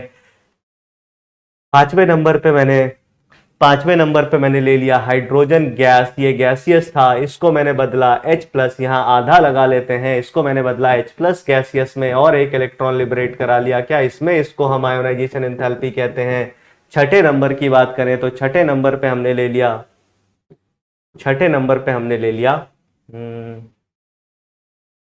क्या कहते हैं, सोडियम गैस, और सोडियम गैस को हमने कन्वर्ट किया Na++ गैसियस प्लस एक इलेक्ट्रॉन में। क्या इसके लिए डेल्टा H आयोनाइजेशन एंथैल्पी के बराबर है? अब मैं एक एक करके पूछूंगा, आप मेरे को कमेंट में यस और नो बताते जाना। सबसे पहला सवाल है, क्या पहला वाला बराबर है, और अगर नहीं है तो क्यों नहीं है, ये भी रीजन देना है। क्या पहले वाले पे आते हैं, पहला वाला बराबर है, जल्दी जल्दी छोटा छोटा पोल करते हैं, जल्दी जल्दी छोटा छोटा पोल करते हैं, 30-30 सेकेंड का है ना। तो सवाल है कि क्या पहला वाला बराबर है, बताइए, स्टार्ट पोल करते हैं। पहला वाला यस और नो, यस और नो, यस और नो। अगर यस हो जाएगा फिर आगे पूछेंगे कि क्यों यस है, ये भी पता करना है ना, क्यों यस है बताइए, है ना। तो आप देखेंगे फटाफट पोल हो जाए, तुरंत से पहले एक बारी पोल हो जाए। हाँ बिल्कुल बिल्कुल बिल्कुल बिल्कुल।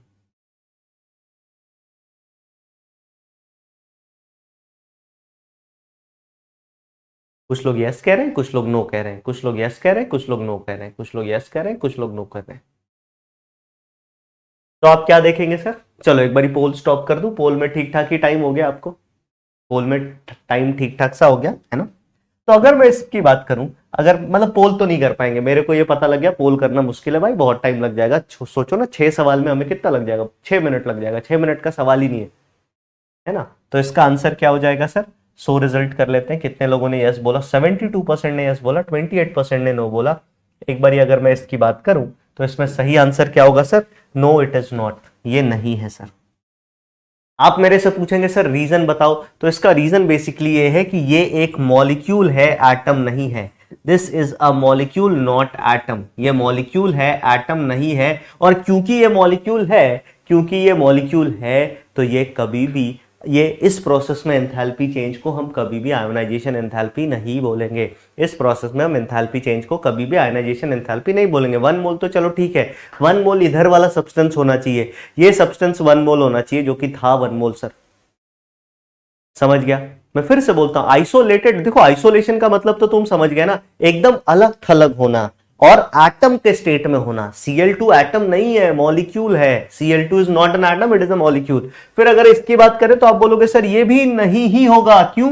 क्योंकि पहला तो ये लिक्विड स्टेट में है और दूसरा again it is a molecule, ये मॉलिक्यूल भी है और लिक्विड में भी है। इसने तो दोनों ही बातें नहीं मानी, ये तो बहुत ही बदतमीज इंसान है, दोनों ही बातें नहीं मानी। तीसरे पे चले तो सर सोडियम सॉलिड स्टेट में आ गया। अरे सॉलिड स्टेट में कोई सवाल ही पैदा नहीं होता, यहां भी गैस होना चाहिए, यहां भी गैस होना चाहिए, जो कि नहीं था। सर चौथे पे बात करें मरकरी लिक्विड स्टेट में, अरे मरकरी से क्या मतलब है, कोई भी लिक्विड स्टेट में नहीं होना चाहिए। पहले एटम को हम गैसियस स्टेट में लेके जाएंगे, जब एटम गैसियस स्टेट में चला जाएगा उसके बाद ही इलेक्ट्रॉन निकालने की एंथैल्पी को।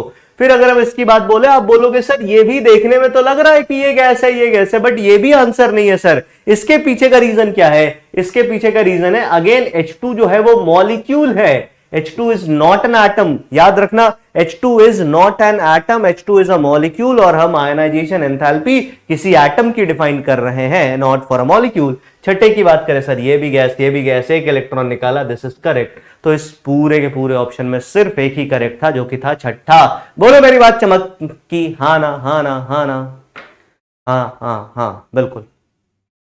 अगला पॉइंट याद रखना, अगला पॉइंट इज आरबीआई, याद रखना #RBI। Ionisation enthalpy for all the atoms, all the element लिख देता हूं, एलिमेंट इज पॉजिटिव।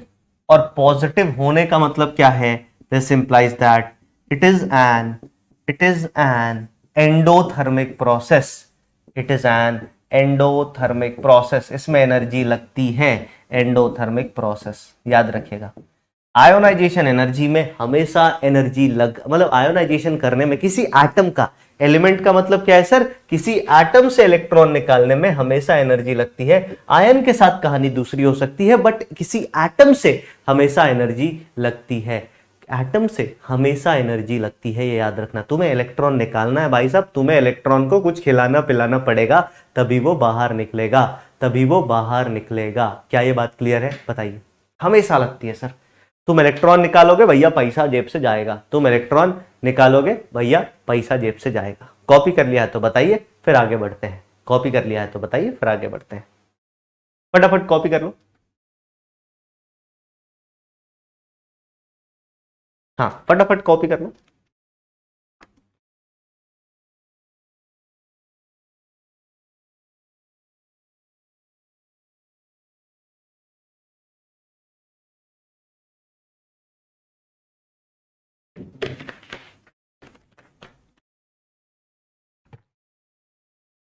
ठीक है।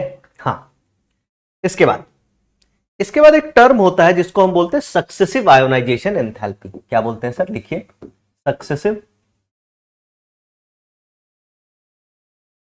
Successive IE, successive ionisation enthalpy. इसका क्या मतलब है और ये क्या होता है, सुनिए और समझिए। सक्सेसिव आयोनाइजेशन एंथैल्पी का क्या मतलब है, क्या होता है, इसको सुनिए और समझिए आराम से।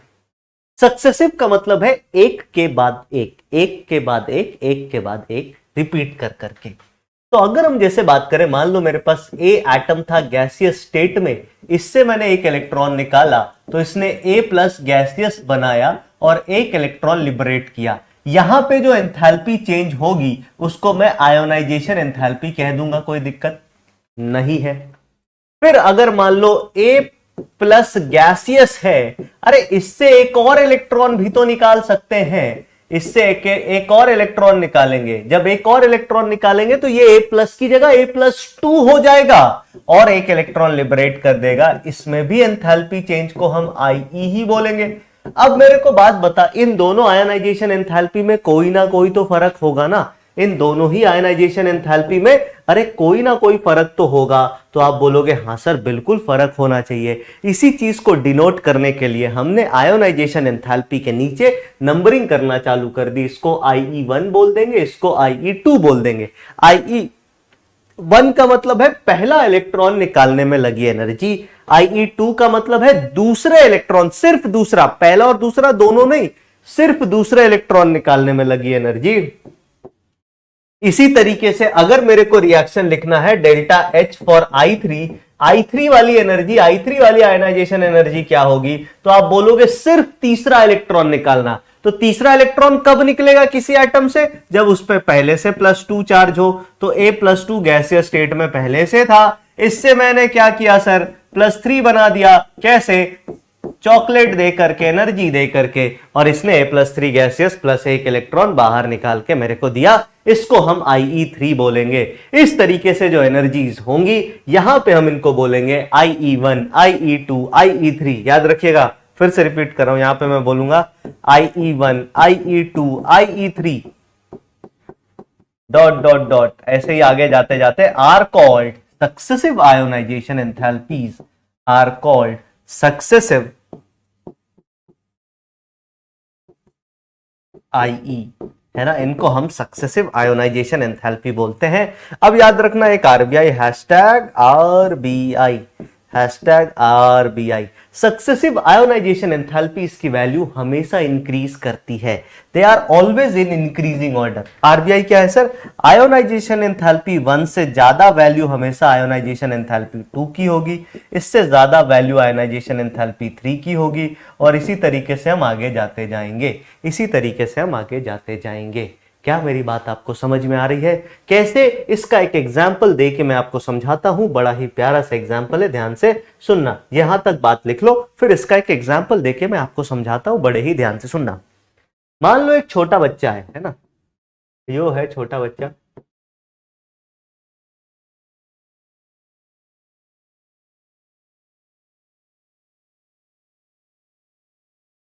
ठीक है, ये है छोटा बच्चा, और ये छोटे बच्चे का नाम बिरजू रख दिया।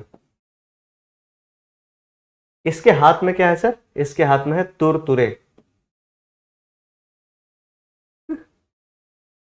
पैसा नहीं दिया मुझे ब्रांड क्या बोलते हैं उसको करने के लिए, एंडोर्स करने के लिए, तो नाम तो नहीं ले सकता है ना, तो इसका नाम रख दिया तुरतुरे। ठीक है, सुनिए ध्यान से। अब ये बच्चा ना कुरकुरे खा रहा है आराम से, मस्त खा रहा कुरकुरे, तुरतुरे मिला है, तुरतुरे, क्या तुरतुरे है ना, ये क्या मिला है सर, तुरतुरे मिला है। और तुम यहां से गुजर रहे हो, सुनते जाना मेरी बात भाई, ध्यान से सुनते जाना, तुम यहां से गुजर रहे हो। अब जो बात कह रहा हूं अगर तुम इसको समझ गए तो गारंटीड है कि सक्सेसिव आयनाइजेशन एंथैल्पी में कभी कोई टेंशन नहीं होगी। तो ये तुरतुरे खा रहा है, तुम गुजर रहे हो, तुमने बोला है बिरजू एक तो कुरकुरे चाचा को नहीं खिलाओगे, चाचा नहीं तुम लोग तो है ना, जो भी ये भैया चाचा जो भी है, चाचा को नहीं खिलाओगे। तो बिरजू भाई ने क्या बोला, बिरजू भाई ने बोला कि मतलब बिरजू छोटा बच्चा है, बिरजू ऐसे देखने लगा कि है इधर उधर घूमते रहते हो, कभी कुरकुरे खिलाओ हमको और हमसे मांगने आ जाते हो, चलो एक ठो ले लो। तो एक कुरकुरे तो ये आसानी से दे देगा, बोलो हाँ या ना। मैंने बोला कि इससे एक तुरतुरे लेने में कितनी एनर्जी लगेगी, लगेगी कि नहीं लगेगी, बिना एनर्जी के दे देगा क्या, कि तुम गुजर रहे हो बुला के देगा, बोलेगा अरे चाचा ये आवा यहाँ आइए ये लीजिए एक कुरकुरे, ऐसा तो नहीं ही करेगा। He will not do such thing, he will not do such thing, है ना, ही और शी जो भी है, मतलब ये तो ही है, बिरजू है, तो he will not do such thing. तो ये क्या करेगा सर, एक कुरकुरे के लिए थोड़ी एनर्जी लगानी पड़ेगी कि अरे तुम कितना अच्छा बच्चा है, तुम तो सबको खिलाता है, बहुत प्यारा बच्चा, एक कुरकुरे दे देगा। अब एक कुरकुरे लेने के बाद अगर मान लो तुम्हें दूसरा सेकंड भी मांगना है, तो तुम्हें सेकंड मांगने में ज्यादा एनर्जी लगानी पड़ेगी या उतने में ही हो जाएगा, बताइए, बोलो। ज्यादा एनर्जी लगानी पड़ेगी उसी बच्चे से, ज्यादा एनर्जी लगानी पड़ेगी या थोड़ी सी, बताइए। दिल का अच्छा निकला, अभी देखो दिल का अच्छा निकलेगा। अब दूसरा मांगना है इससे कुरकुरे, दूसरा कुरकुरे मांगने के लिए तुम्हें क्या करना पड़ेगा बताओ, अबे बोलो। तो आप बोलोगे सर अब तो इसको और बहलाना फुसलाना पड़ेगा कि अरे तुमको एक दिन 20 रुपए का कुरकुरे दिलाएंगे, वो भी जानता तुम ऐसे ही खाली हाथ फकीर इंसान, खुद कुरकुरे खाने का पैसा है नहीं, मुझसे मांग रहे हो 20 रुपए कुरकुरे खिलाओगे, चल निकल लेकिन और ज्यादा एनर्जी लगानी पड़ेगी। अगर इसी से तुम्हें तीसरा कुरकुरे भी मांगना है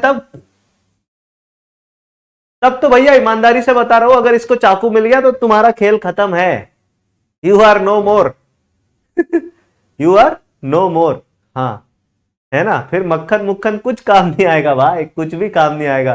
तुम इसको झूला झूला दो, तुम इसको बाइक पे घुमा दो, अबे कुछ काम नहीं आने वाला।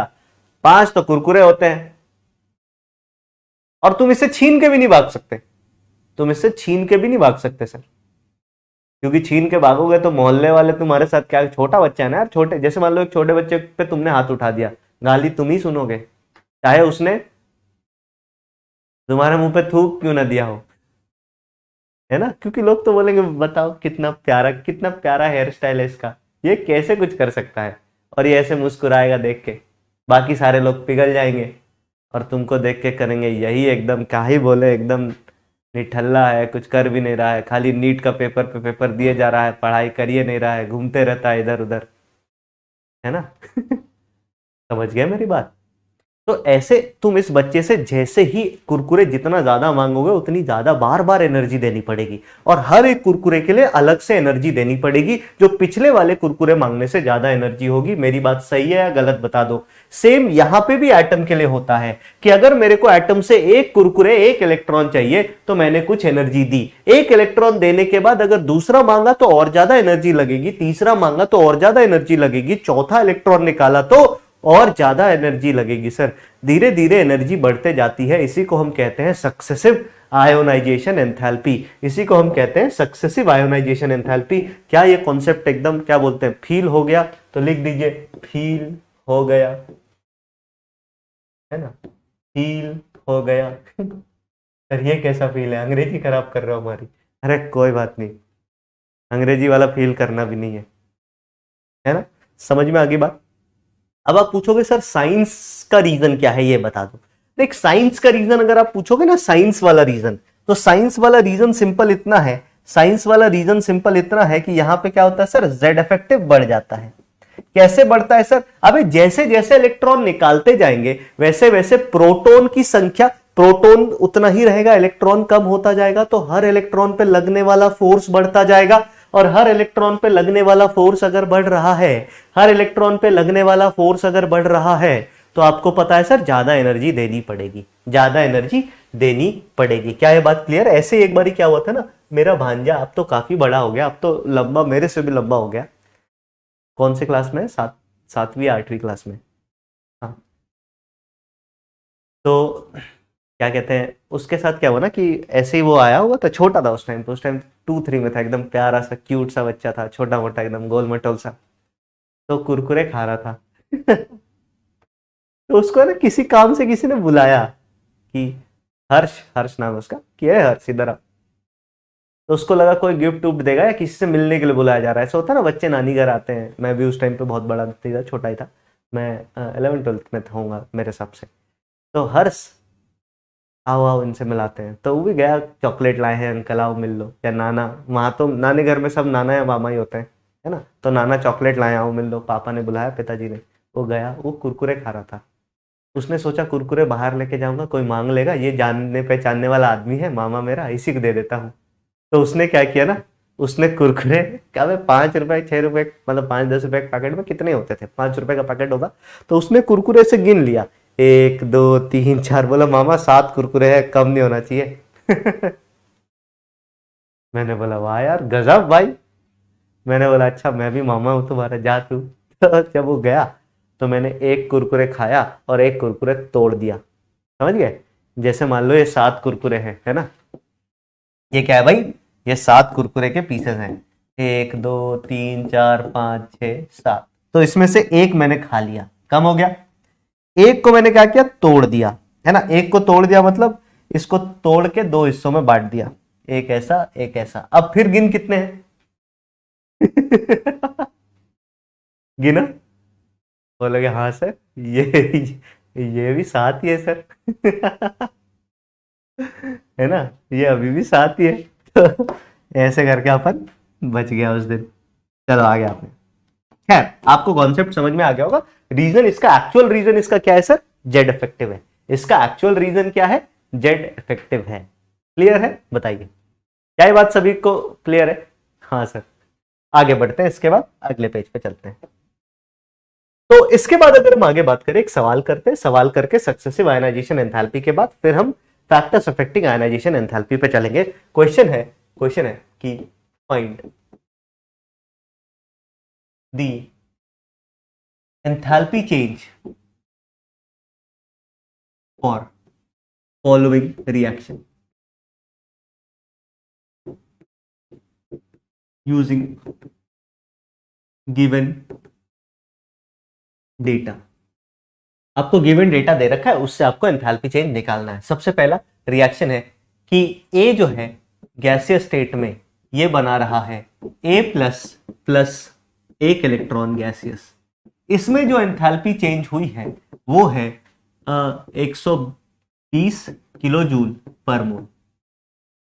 फिर क्या है सर, ए प्लस गैसियस ये बना के दे रहा है A+2 गैसियस प्लस एक इलेक्ट्रॉन। इसमें जो एंथैल्पी चेंज हुई है ये x किलो जूल है, x किलो जूल पर मोल है। इसकी वैल्यू हमें नहीं पता है, यही हमें निकालनी है सर। और अगर हम बात करें A+2 गैसियस जो है ये जा रहा है A+3 गैसियस प्लस एक इलेक्ट्रॉन में। इसके लिए एंथैल्पी चेंज जो है ये हमें दे रखी है 300 किलो जूल पर मोल। ये कितनी दे रखी है सर, 300 किलो जूल पर मोल।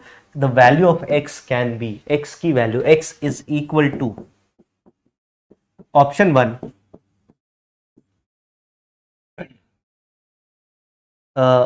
420 kilo joule per mole, second 300 kilo joule per मोल, थर्ड 200 या 200, ऐसा कर लेते हैं 198 किलो जूल पर मोल, और फोर्थ 80 किलो जूल पर मोल। अब ये आंसर, ये सवाल एकदम फर्जी है सर। एकदम फर्जी का मतलब क्या होता है? जो बिना देखे करने वाला सवाल है, इसको देखना भी नहीं है सर, इसको देखना भी नहीं है, बिना देखे करने वाला सवाल है। फटाफट कमेंट कीजिए, तब तक मैं कुछ डाउट्स ले लेता हूं, है ना? हाँ, यू आर वेरी चालाक ब्रो। आई वॉज वेरी चालाक bro that time also. I was very चालाक that time. Sir what is series? मैंने सीरीज कहाँ लिख दिया? सीरीज कहाँ लिखा है मैंने? What is series? सीरीज कहाँ लिखा है यार मैंने? Ionisation energy is removed removed removed. Series तो कहीं लिखा ही नहीं है दीदी मैंने। ये मेरे को समझ नहीं आया दीदी आपका सवाल, आई एम सॉरी, है ना? ये मेरे को ना समझ नहीं आया कि व्हाट इज सीरीज। ये थोड़ा चमका नहीं दीदी। सर घर पे नोट्स तो को खुद से कैसे लिखना है, नहीं समझ में आया, प्लीज बता। अबे मैं तुम्हारे साथ लिख रहा हूँ, देखो ना, यही घर पे नोट्स को कुछ नहीं करना, तुम कॉपी खोलो, साथ में बोलो और लिखो डॉक्टर के हैंडराइटिंग में, जैसे रफ नोट्स बना रहे हो वैसे रफ नोट्स बनाओ बस। सर इसमें पी ब्लॉक से क्वेश्चन नहीं आएगा क्या? अभी पी ब्लॉक से क्यों आएगा क्वेश्चन? लॉजिकली सोचो। सर अनलकी तेरा का वीडियो दिखाओ। अच्छा अनलकी तेरा कल मेरे को याद दिलाना, आप कमेंट बॉक्स में लिख देना, मैं लेके आऊंगा। सर ये स्लाइड एक बार रिपीट कर दीजिए, देख लेता। खड़ूस उत्कर्ष, देख तू खड़ूस है फिर भी मैं तेरा डाउट रिपीट कर रहा हूँ। इसको तो रिपीट कर दिया था ना मैंने, बोला इसमें साइज का ऑर्डर है डिफरेंट। अगर मान ले मैं कैल्शियम +2 और सोडियम +1 से बोलूं तो तेरे पास कोई ऑर्डर, कोई चांस नहीं है, कोई चारा नहीं है बिना डेटा याद किए। तो बिना डेटा याद किए काम करने का ये आसान तरीका है ना, बिना डेटा याद किए काम करने का ये आसान तरीका है। सर कैसे पहचानेंगे कि कौन मॉलिक्यूल और कौन एटम है? अरे दीदी आप मॉलिक्यूल एटम तो आप पहचानोगी ना। मॉलिक्यूल का मतलब है एक से अधिक एटम अगर एक साथ इकट्ठा हुए हैं तो वो मॉलिक्यूल कहलाता है। एक से अधिक एटम अगर एक साथ हैं तो वो मॉलिक्यूल कहलाएगा, और कुछ नहीं सोचना, एक से अधिक एटम इज कॉल्ड मॉलिक्यूल, है ना? हाँ भाई, तो इसका आंसर क्या होगा? सर इसके लिए क्या हमें डाटा चाहिए? अरे हमको कैसे पता सर, हम तो ए को भी नहीं जानते कितनी एनर्जी लगेगी। अब कुछ नहीं करना है तुम्हें, बस इतना याद रखना है कि सर देखो IE1 से ज्यादा वैल्यू किसकी होनी चाहिए? IE2 की। IE2 से ज्यादा वैल्यू किसकी होनी चाहिए? IE3 की। सर इसकी बात करें तो ये IE3 है, सर इसकी बात करें तो ये IE1 है। इसका मतलब मैं कह सकता हूं IE2 जो है वो 120 और 300 के बीच में आना चाहिए, 120 और 300 के बीच में आना चाहिए, जो कि सही आंसर क्या हो जाएगा सर? एक ही ऑप्शन सही है, बाकी कोई ऑप्शन सही नहीं है, बाकी कोई ऑप्शन सही नहीं है। तीसरा option, third option is the correct option. क्या मेरी बात क्लियर है बताइए? क्या मेरी बात क्लियर है बताइए? सिंपल है एकदम, ये कोई रॉकेट साइंस नहीं है सर। इसको मैं ऐसा नहीं बोलूंगा कि अबे उस पर बहुत 30 मार चीज लगानी है, कुछ नहीं लगाना है सर, एकदम नॉर्मल सी बात है।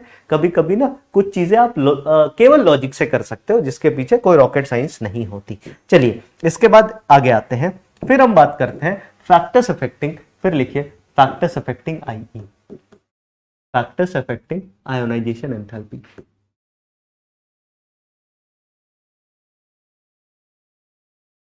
अगर हम फैक्टर्स अफेक्टिंग आयनाइजेशन एंथैल्पी की बात करें, अगर हम फैक्टर्स अफेक्टिंग आयनाइजेशन एंथैल्पी की बात करें तो सबसे पहला लिखो साइज।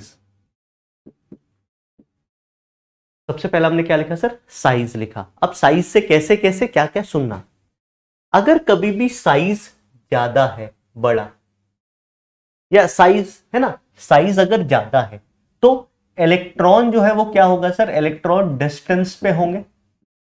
इलेक्ट्रॉन अगर डिस्टेंस पर है, इलेक्ट्रॉन का डिस्टेंस ज्यादा होगा किससे? न्यूक्लियस से। अगर इलेक्ट्रॉन का डिस्टेंस ज्यादा है तो वैलेंस इलेक्ट्रॉन पे लगने वाला फोर्स, वैलेंस इलेक्ट्रॉन पे फोर्स ऑफ अट्रैक्शन FOA कम होगा। और अगर फोर्स ऑफ अट्रैक्शन कम होगा, उसको लेके भागना आसान, तब आप बोलोगे यहां पे आयोनाइजेशन एंथैल्पी कम हो जाएगी सर। यहां पे क्या हो जाएगा? आयोनाइजेशन एंथैल्पी कम हो जाएगी सर।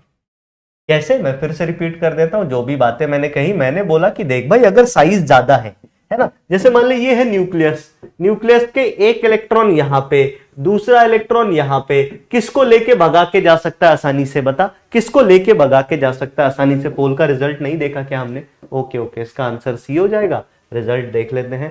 71% ने सही जवाब दिया, बहुत ही बढ़िया। प्रियांशु मीना जी, डॉक्टर आदित्य राज गुप्ता, काव्य और सौरभ शर्मा और मेनक मजूमदार ने सही आंसर दिया। Very good. बताइए अब अगर हम इसकी चर्चा करें, मेरे को लॉजिकल सोच के बता, अगर हम इसकी चर्चा करें, इसको मैंने इलेक्ट्रॉन 1 बोला, इसको इलेक्ट्रॉन 2 बोला, आपको लेके भागना है तो कौन सा इलेक्ट्रॉन लेकर के भागोगे? आपको लेकर के भागना है तो कौन सा इलेक्ट्रॉन लेकर के भागोगे? ईमानदारी से बताना। तो मैक्सिमम लोग क्या करेंगे सर? इलेक्ट्रॉन 2 को लेके भागेंगे। सर ऐसे समझ नहीं आ रहा, दूसरा तरीका भी है मेरे पास समझाने का। कैसे नहीं समझोगे देखते हैं। जैसे मान लो ये एक बगान है, बगान का मतलब समझते हो? बगान का मतलब बेसिकली समझ लो जहां पे क्या कहते हैं, बहुत सारे पेड़ पौधे लगे हुए हो, जहां पे बहुत सारे पेड़ पौधे लगे हुए हो। हाँ, दूसरा इलेक्ट्रॉन। अब यहाँ पे ना उसके रखवाली करने वाले गार्ड हैं। यहाँ पे क्या है भैया? गार्ड है जो इसका रखवाली करता है। ये बगान किस चीज का है? ये बगान है टमाटर का। किसका? टमाटर का। अब अगर तेरे को टमाटर चोरी करनी, और याद रखना इस गार्ड के पास बंदूक भी है भैया, इसके पास क्या है सर? गन भी रखा, गनमैन है भैया। अब तेरे को टमाटर अगर चोरी करनी है तो तू टमाटर यहां से उठाएगा पॉइंट 1 से, या यहां से उठाएगा पॉइंट 2 से। दोनों जगह सेम टमाटर मिल रहे हैं। कहां का टमाटर लेके भागेगा? बता, बताइए कहां का टमाटर लेकर के भागोगे? बोलो बोलो बोलो एक बारी फटाफट, कहां का टमाटर लेके भागोगे? बताओ। तो आप बोलोगे सर ऑब्वियस सी बात है कि सर जो ज्यादा दूर है ना उसको लेके भागेंगे, जो ज्यादा दूर है उसको लेके भागेंगे, है ना? जो ज्यादा दूर है उसको लेके भागेंगे, क्योंकि अगर इसको लेने गए, अबे टमाटर के लिए जान तो नहीं दोगे, और अगर टमाटर के लिए जान दे रहे हो तो नीट के लिए क्यों नहीं दे रहे बे? है ना? तुम में से आधे लोग ऐसा है टमाटर के लिए जान देने को तैयार है कि अरे दे देंगे ना सर, लेकिन नीट के लिए हमसे कुछ नहीं होगा सर। हम नीट पे कैसे मेहनत कर सकते हैं? नीट कर लेंगे डॉक्टर बन जाएंगे, डॉक्टर बन जाएंगे तो फिर समाज में इज्जत मिलेगी। इज्जत की हमें आदत है नहीं सर। सर डॉक्टर बन जाएंगे, हमारे मम्मी पापा का थोड़ा रेस्पेक्ट बढ़ जाएगा, उसके लिए मेहनत थोड़ी करेंगे सर। वो तो हम करते ही है रेस्पेक्ट, बाकी दुनिया से क्या फर्क पड़ता है ना? तो आप बोलोगे सर ये वाला टमाटर लेके भागेंगे, क्यों? क्योंकि सीधी सी बात है, जितना दूर उतना आसान। तो ये भी वही बात है कि सर साइज जितना बड़ा, इलेक्ट्रॉन का डिस्टेंस उतना ज्यादा, वैलेंस इलेक्ट्रॉन पे फोर्स ऑफ अट्रैक्शन उतना कम, और आयोनाइजेशन एंथैल्पी भी कम। फोर्स ऑफ अट्रैक्शन कम तो आयोनाइजेशन एंथैल्पी कम। उसको जिसको किसी ने हल्के से पकड़ के रखा है ना, उसको लेके भागना आसान। थोड़ी सी एनर्जी लगाएंगे वो टूट के निकल जाएगा। चलिए दूसरे पॉइंट पे आते हैं सर। अब देख साइज को इफेक्ट करने वाले सारे फैक्टर यहां पे काम करेंगे। अच्छा सर, जैसे सेकंड पॉइंट पे आते हैं, अगर कभी भी जेड इफेक्टिव ज्यादा है, अगर कभी भी जेड इफेक्टिव ज्यादा है तो आयोनाइजेशन एंथैल्पी क्या होगा? ज्यादा। जेड इफेक्टिव का मतलब है भैया इलेक्ट्रॉन पे लगने वाला फोर्स, अगर फोर्स ही ज्यादा लग रहा है तो तुम लेके भाग नहीं पाओगे, इलेक्ट्रॉन वहीं रुका रहेगा, तुम्हें बहुत ज्यादा एनर्जी देनी पड़ेगी। उसके बाद अगर हम तीसरे पॉइंट पे चले तो भैया देखो सिग्मा, अगर सिग्मा ज्यादा है इसका मतलब पर्दा कर दिया जा रहा है फोर्स ऑफ अट्रैक्शन, पूरा का पूरा बाहर नहीं लग पा रहा है। तो सिग्मा ज्यादा का मतलब है फोर्स ऑफ अट्रैक्शन कम, और फोर्स ऑफ अट्रैक्शन कम तो आयोनाइजेशन एंथैल्पी भी कम। आसानी से इलेक्ट्रॉन लेकर के भाग जाएंगे, आसानी से इलेक्ट्रॉन लेकर के भाग जाएंगे। उसके बाद अगर हम चौथे पॉइंट पे चलें तो चौथा और पांचवा पॉइंट बड़ा इंटरेस्टिंग है सर। चौथा और पांचवा पॉइंट बड़ा इंटरेस्टिंग है। चौथा पॉइंट है कि सबसेल फ्रॉम विच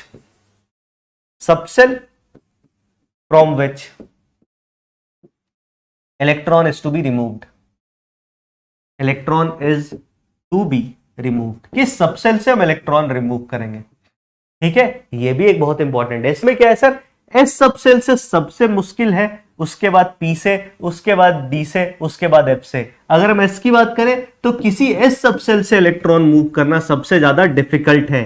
क्यों डिफिकल्ट है सर? क्योंकि इसका पेनिट्रेशन पावर सबसे स्ट्रॉन्ग होता है। पेनिट्रेशन पावर क्या होता है सर? न्यूक्लियस के कितने पास है, तो ये सबसे ज्यादा न्यूक्लियस से चिपका होता है। सर एफ सबसेल की बात करें तो एफ सबसेल से इलेक्ट्रॉन निकाल के लेकर के भाग जाना सबसे इजियर होगा इन सभी ऑप्शंस में से। एफ सबसेल से लेके भागना सबसे आसान होगा। और पांचवें ऑप्शन पे चलते हैं, पांचवें ऑप्शन पे चलते हैं, that is electronic configuration. Electronic configuration, electronic configuration क्या कहता है ये भी सुनिए। इलेक्ट्रॉनिक कॉन्फ़िगरेशन की अगर हम बात करें तो इलेक्ट्रॉनिक कॉन्फ़िगरेशन ये कहता है कि कभी भी अगर स्टेबल इलेक्ट्रॉनिक कॉन्फ़िगरेशन आ जाए तो आयनाइजेशन एंथैल्पी बढ़ जाएगा।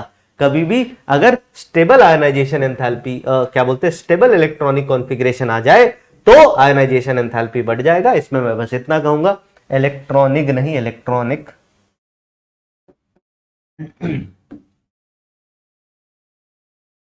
है ना। इलेक्ट्रॉनिक कॉन्फ़िगरेशन पे क्या लिखेंगे आइए देखिए। तो हमने लिखा कि stable configuration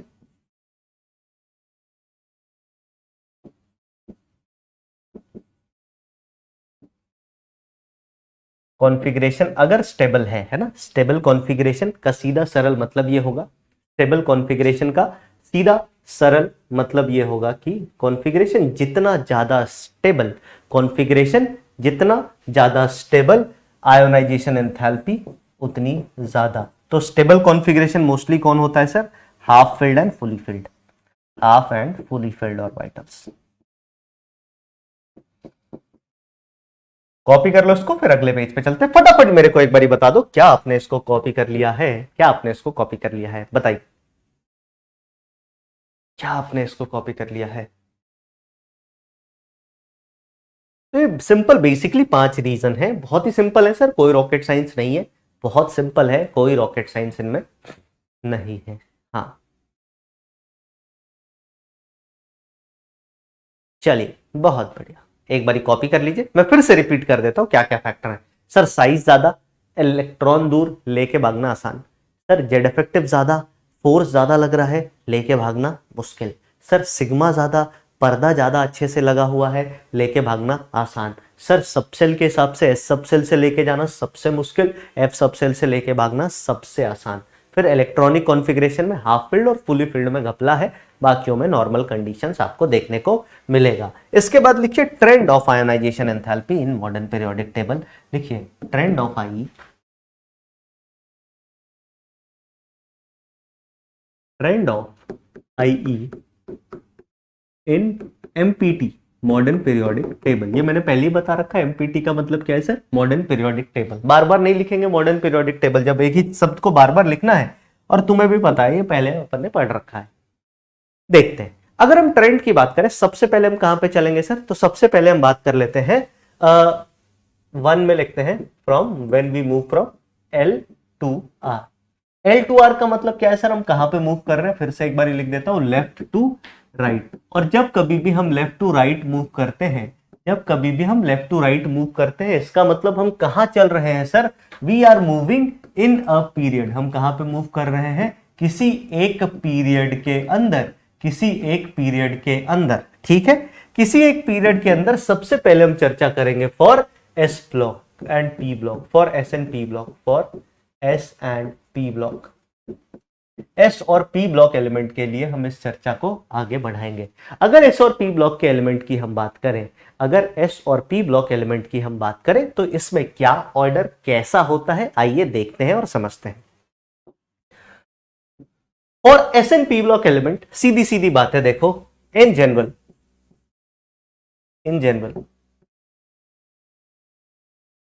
left to right जाने में साइज जो है वो क्या होता है सर?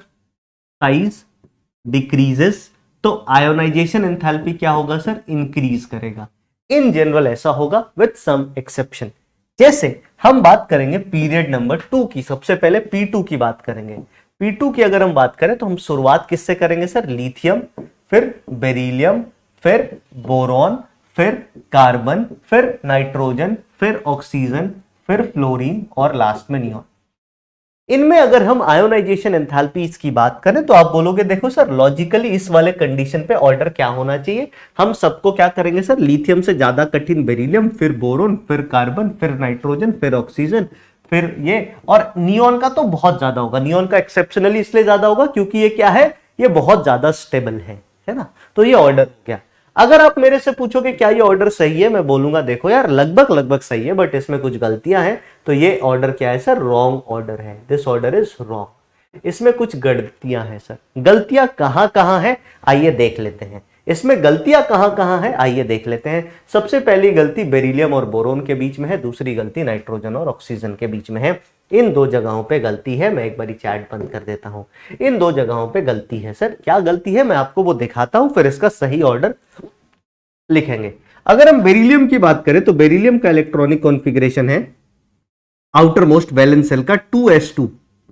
अगर हम बोरोन की बात करें तो बोरोन का कॉन्फ़िगरेशन है 2s2 2p1।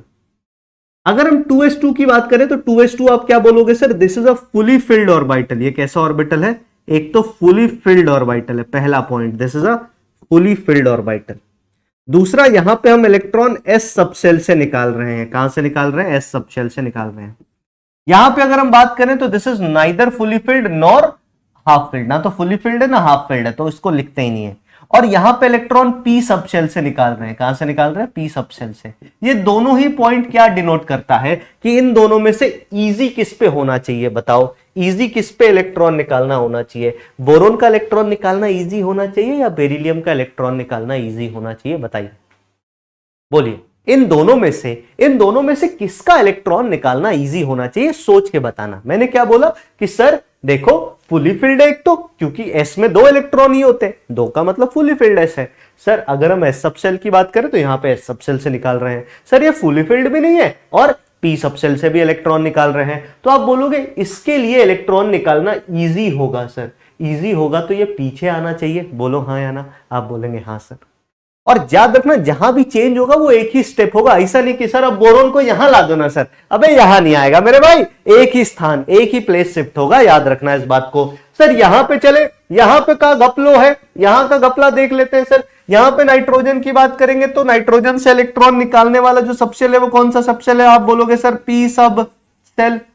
यहां पे भी ऑक्सीजन से इलेक्ट्रॉन निकालेंगे किस सब सेल से? सर अबे इससे भी पी सब सेल। तो पी सब सेल का तो कोई लेना देना है नहीं सर। बिल्कुल सही बात है। सर यहां पे इलेक्ट्रॉन निकालेंगे कैसे कॉन्फ़िगरेशन से? आप बोलेंगे ये हाफ फिल्ड है। ये कैसा फिल्ड है सर? Half filled. यहां से निकालेंगे ये कैसा फिल्ड है सर? ये हाफ फिल्ड नहीं है, ये हाफ फिल्ड नहीं है, फुली फिल्ड भी नहीं है। तो इसका मतलब इन दोनों में से कौन सा कठिन हो जाएगा सर? इन दोनों में से किससे इलेक्ट्रॉन निकालना कठिन मुश्किल होगा? फटाफट एक बारी कमेंट बॉक्स में बता दीजिए, इन दोनों में से किससे इलेक्ट्रॉन निकालना इजी, किससे डिफिकल्ट? तो आप बोलोगे सर इससे इलेक्ट्रॉन निकालना इजी हो जाना चाहिए, तो इसको यहां पे फेंक के मारेंगे, मतलब इनमें भी घपला है।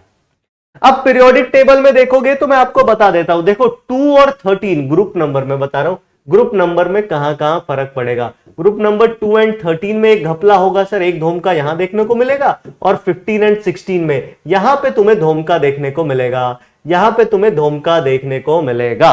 धोमका मिला रे इनऑर्गेनिक की क्लास में। क्लियर है? बताइए। हाँ बिल्कुल बिल्कुल बिल्कुल। एन से इजी होगा। अबे क्या फूक के आए हो? अबे हाफ फील्ड है भैया, हाफ फील्ड और फुली फील्ड से इलेक्ट्रॉन निकालना स्टेबल कॉन्फ़िगरेशन, तो आयोनाइजेशन एंथैल्पी ज्यादा half field and fully field से ज्यादा मुश्किल होगा। काहे बात कर रहे हो? कॉपी कर लो इसको फटाफट।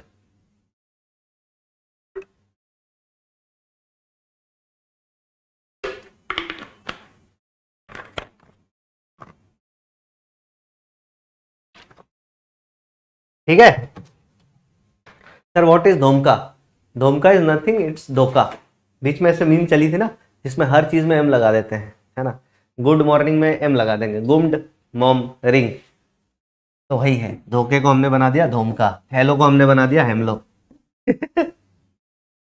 ठीक है भाई, छाप लिया, बहुत सही। आगे बढ़ जाए क्या? अरे आगे बढ़ जाए, बोलो। एक और एग्जांपल ले लेते हैं फटाफट। मेरे को P3 का ऑर्डर बता। अबे इसका करेक्ट ऑर्डर तो लिखा ही नहीं सर, फिर बोलोगे मास्टर गलत दिखा रिया है। चलो सही कर लेते हैं। इसका करेक्ट ऑर्डर क्या हो जाएगा सर? तो इसका करेक्ट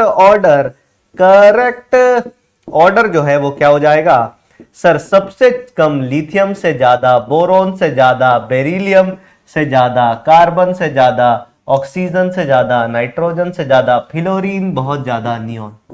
एक धोखा यहां, एक धोखा यहां। चमक गया है तो बताइए, चमक गया है तो बताइए।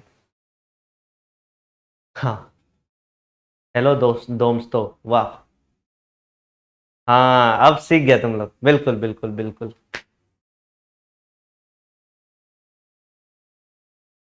समझ गए? चमका, हाँ स्तम्भ, वाह।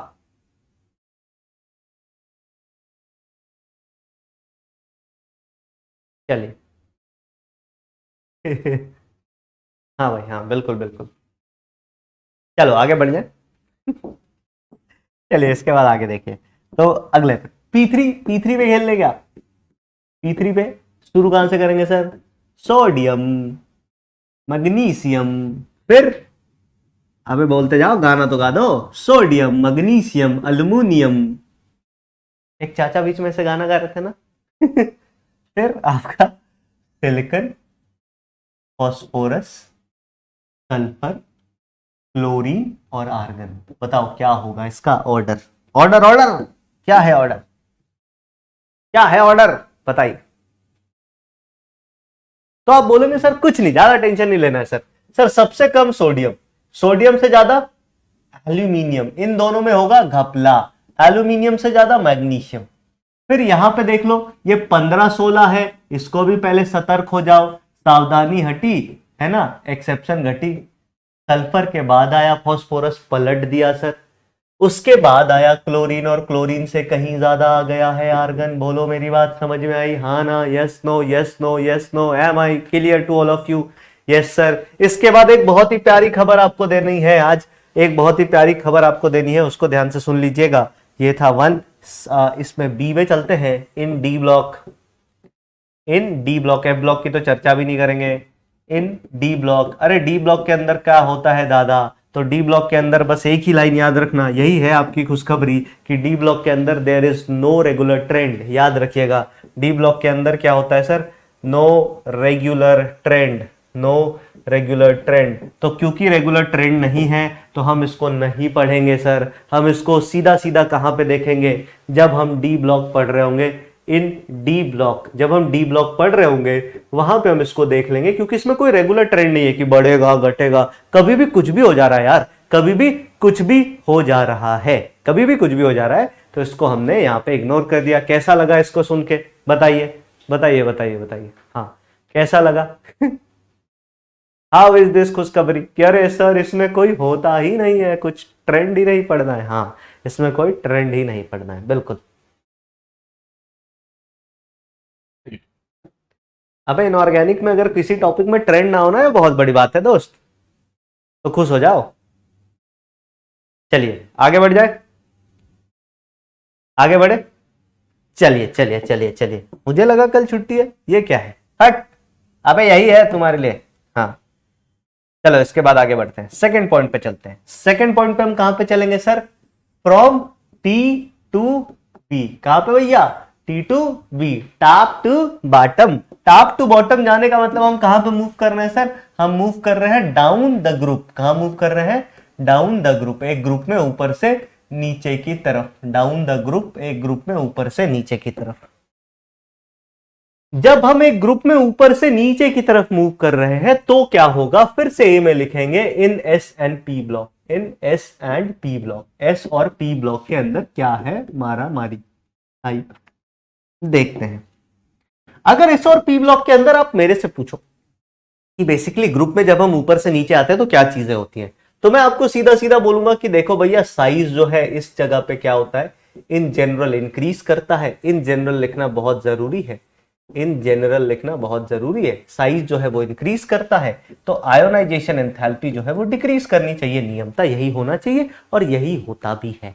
जैसे अगर मैं ग्रुप 1 की बात करूं, यहां पे हम क्या लिख लेते हैं sir, group 1 of empty, modern periodic table. तो कौन कौन से एलिमेंट है, lithium, sodium, potassium, rubidium, caesium. आप बोलो बताओ यहां पे क्या लिखूं, जीटी या एलटी, क्या होगा सर, ग्रेटर देन का ऑर्डर लगेगा या लेस देन का ऑर्डर लगेगा? आप बोलोगे देखो सर, सबसे पहली बात, जो सबसे बड़ा होगा उससे इलेक्ट्रॉन निकालना सबसे आसान।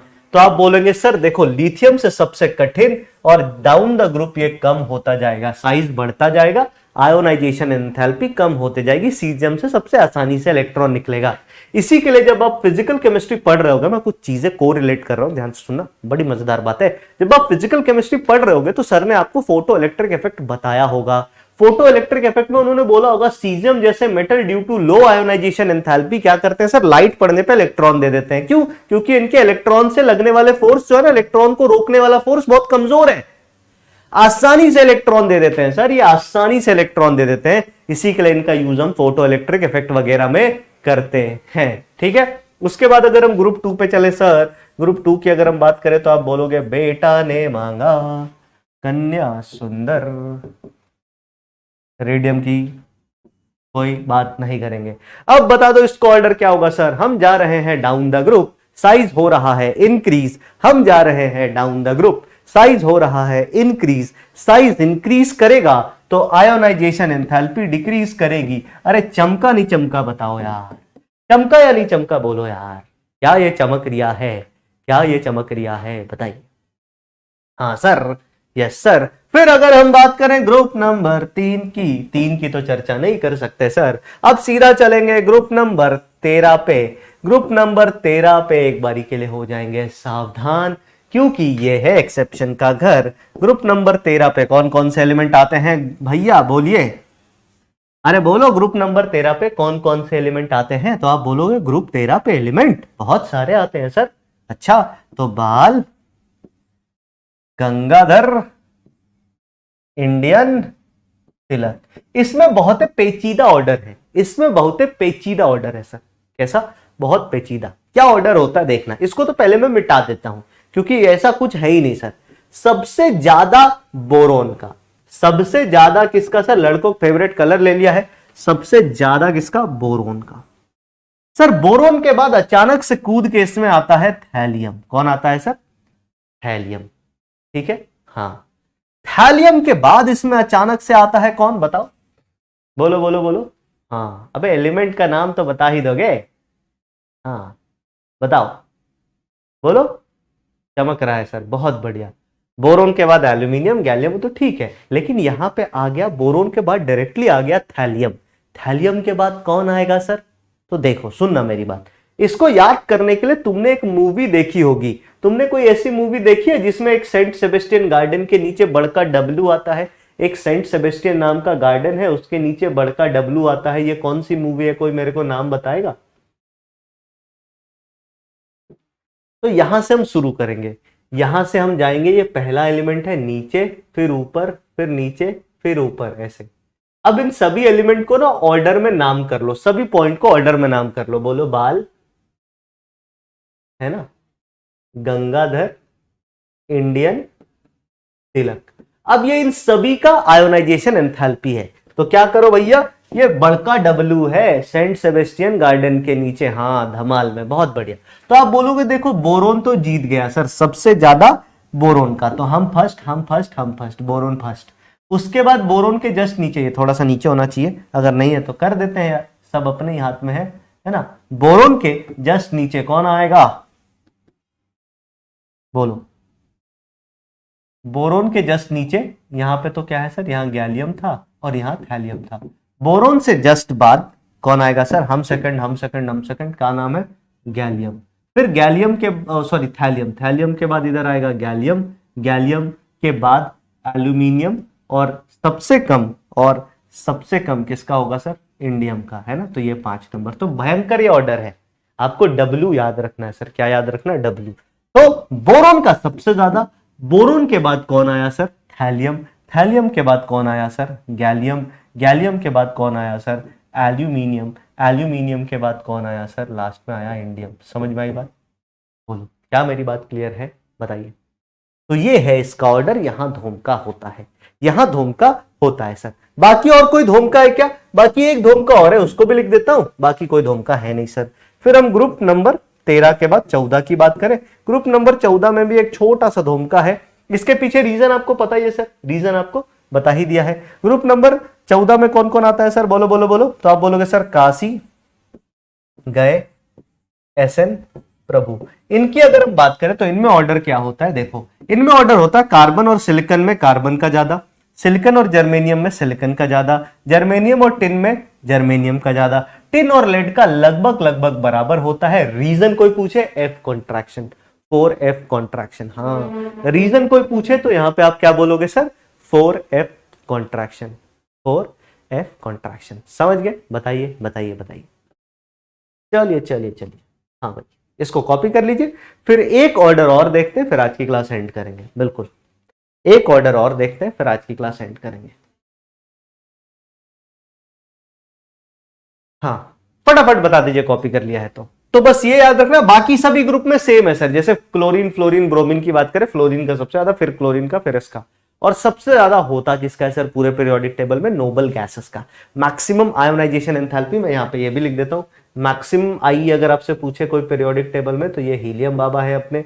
और अगर मिनिमम आयोनाइजेशन एंथैल्पी कोई पूछे तो आप बोलोगे सीजियम अंकल।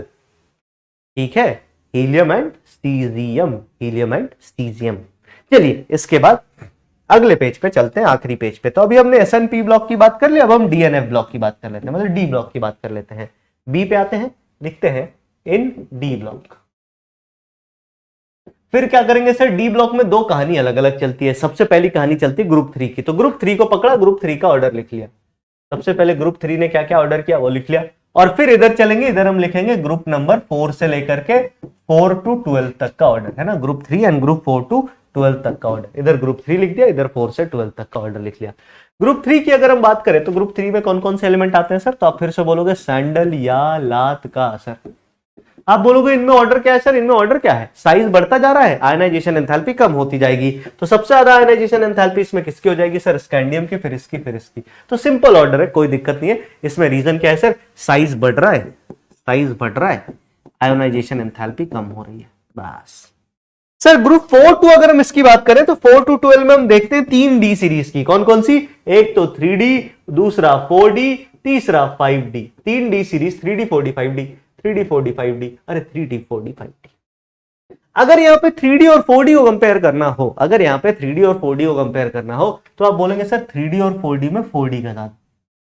अगर 4D और 5D को कंपेयर करना हो, किसको किसको कंपेयर करना हो सर, अगर 4D और 5D को कंपेयर करना हो, अच्छा नहीं उल्टा लिख दिया मैंने है ना, हाँ साइज तो इधर बढ़ता है ना, तो अगर 3D और 4D को कंपेयर करना हो तो 3D का ज्यादा, 4D और 5D को कंपेयर करना हो तो 5D का ज्यादा।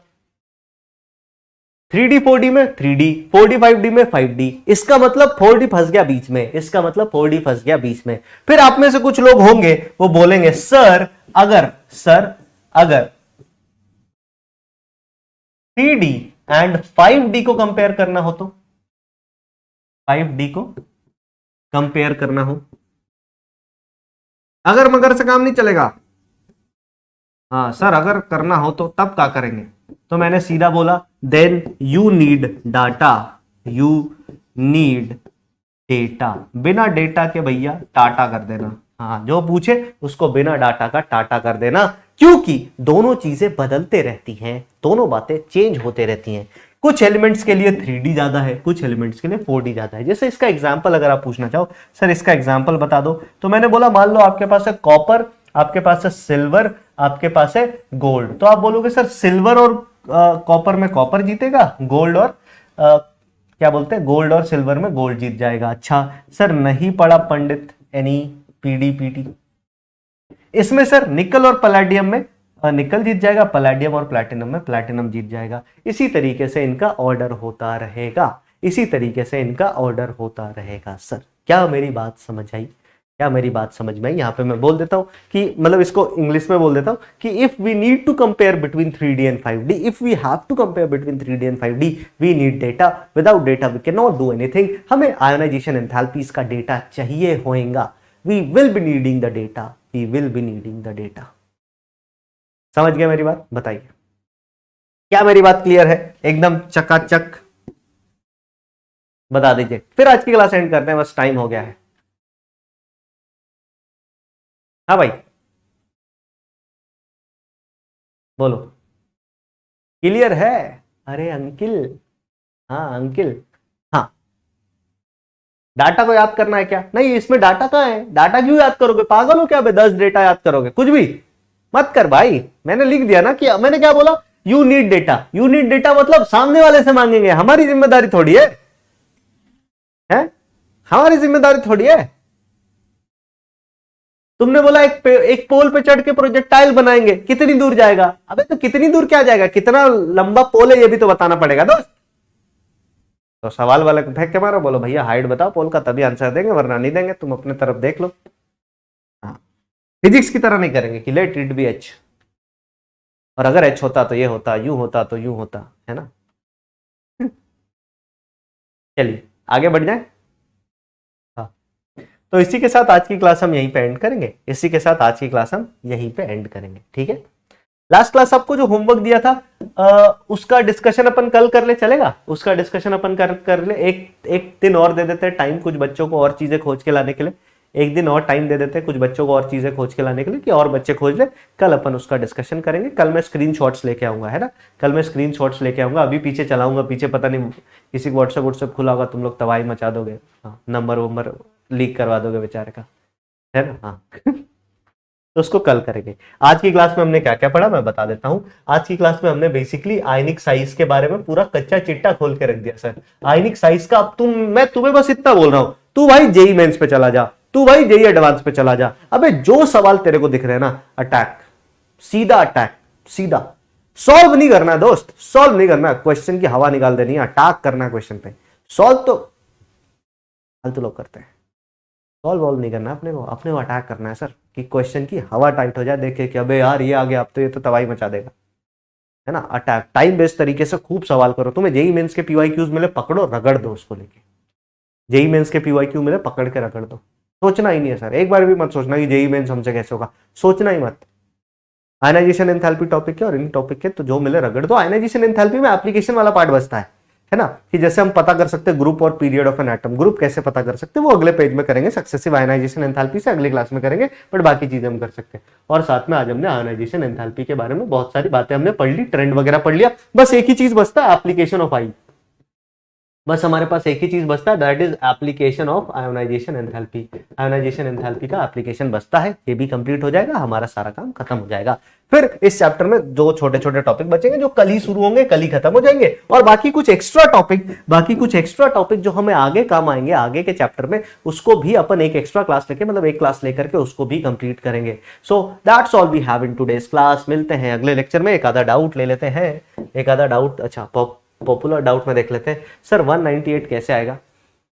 देखो यार, यहाँ पे 198 कैसे आएगा, मैंने बताया था कि सर अगर ये 120 है और ये 300 है तो इसकी वैल्यू 120 से ज्यादा और 300 से कम। अब 120 से ज्यादा और 300 से कम ये ऑप्शन है नहीं सर, ये तो 400 से भी ज्यादा, ये हो ही नहीं सकता। ये 300 है, नहीं हो सकता सर। ये 80 है, ये भी नहीं हो सकता। इससे कम भी नहीं होना चाहिए, इससे ज्यादा भी नहीं होना चाहिए। एक ही ऑप्शन है जो बीच रेंज में लाई कर रहा है, तो यही सही हो जाएगा सर। ठीक है, आई होप दीदी आपको समझ में होगा। सर जी अगर 4 ऑप्शन में 120 और इतना के बीच होते तो क्या करते? सवाल ऐसा नहीं पूछेगा। अगर 4 ऑप्शन ऐसा होता ना मेरे दोस्त, तो तुम्हें बोनस मिलेगा, तुम टेंशन मत लेना। अगर ऐसा होगा तो तुम्हें बोनस मिल जाएगा। सर आंसर इतना किलो जूल पर मोल, हाँ बिल्कुल सही कहा आपने। सर 2 ऑप्शन अगर इतना इतना होता है, अगर 2 होते, 3 होते, 5 होते, 7 होते, एक से अधिक ऑप्शन ऐसा होता तो you will have got bonus, आपको बोनस मार्क्स मिल जाता। सर तो यहाँ पर ना बिटवीन आ रहा है, अगर ऑप्शन में इनके बीच के बहुत सारे ऑप्शन हो तो? सभी को यही डाउट है, मैं बार बार रिपीट कर रहा हूँ। बहुत सारे ऐसे ऑप्शन होने का मतलब है भैया 4 नंबर फ्री के, है ना, 4 नंबर फ्री के, 4 नंबर फ्री के, 4 नंबर फ्री के। कैसे आया ये तो बता ही दिया कैसे आया, कि इसकी वैल्यू इससे कम नहीं हो सकती, इससे ज्यादा नहीं हो सकती। ये ज्यादा है, ये बराबर है, ये कम, मतलब ये बीच की वैल्यू है, ये कम है। तो रेंज जो है यहाँ पे पहला I1 की वैल्यू कितनी है सर? 120। I2 की वैल्यू कितनी है सर? 300, मतलब I3। तो I2 यहीं पे बीच में लाई करेगा, ना तो इसकी वैल्यू के बराबर होगा, ना इसकी वैल्यू के बराबर, ना बाहर निकलेगा, ना इधर पीछे जाएगा। इसी के बीच में कोई वैल्यू रहेगा। एक ही ऑप्शन सही होगा ही होगा, एक ही ऑप्शन सही सर। एक से ज्यादा ऑप्शन सही हो ही नहीं सकता, एक से ज्यादा ऑप्शन सही हो ही नहीं सकता। कुछ होमवर्क मैंने यहाँ पे दे दिया है, कुछ होमवर्क मैंने यहाँ पे दे दिया है। आयनाइजेशन एंथैल्पी के कुछ सवाल होमवर्क में अभी स्क्रीनशॉट लगा दूंगा, उनको कर लेना। मिलते हैं अगले क्लास में, तब तक के लिए बाय बाय, टेक केयर, ध्यान रखें और खूब मन लगा के पढ़ाई करते रहें। Bye bye.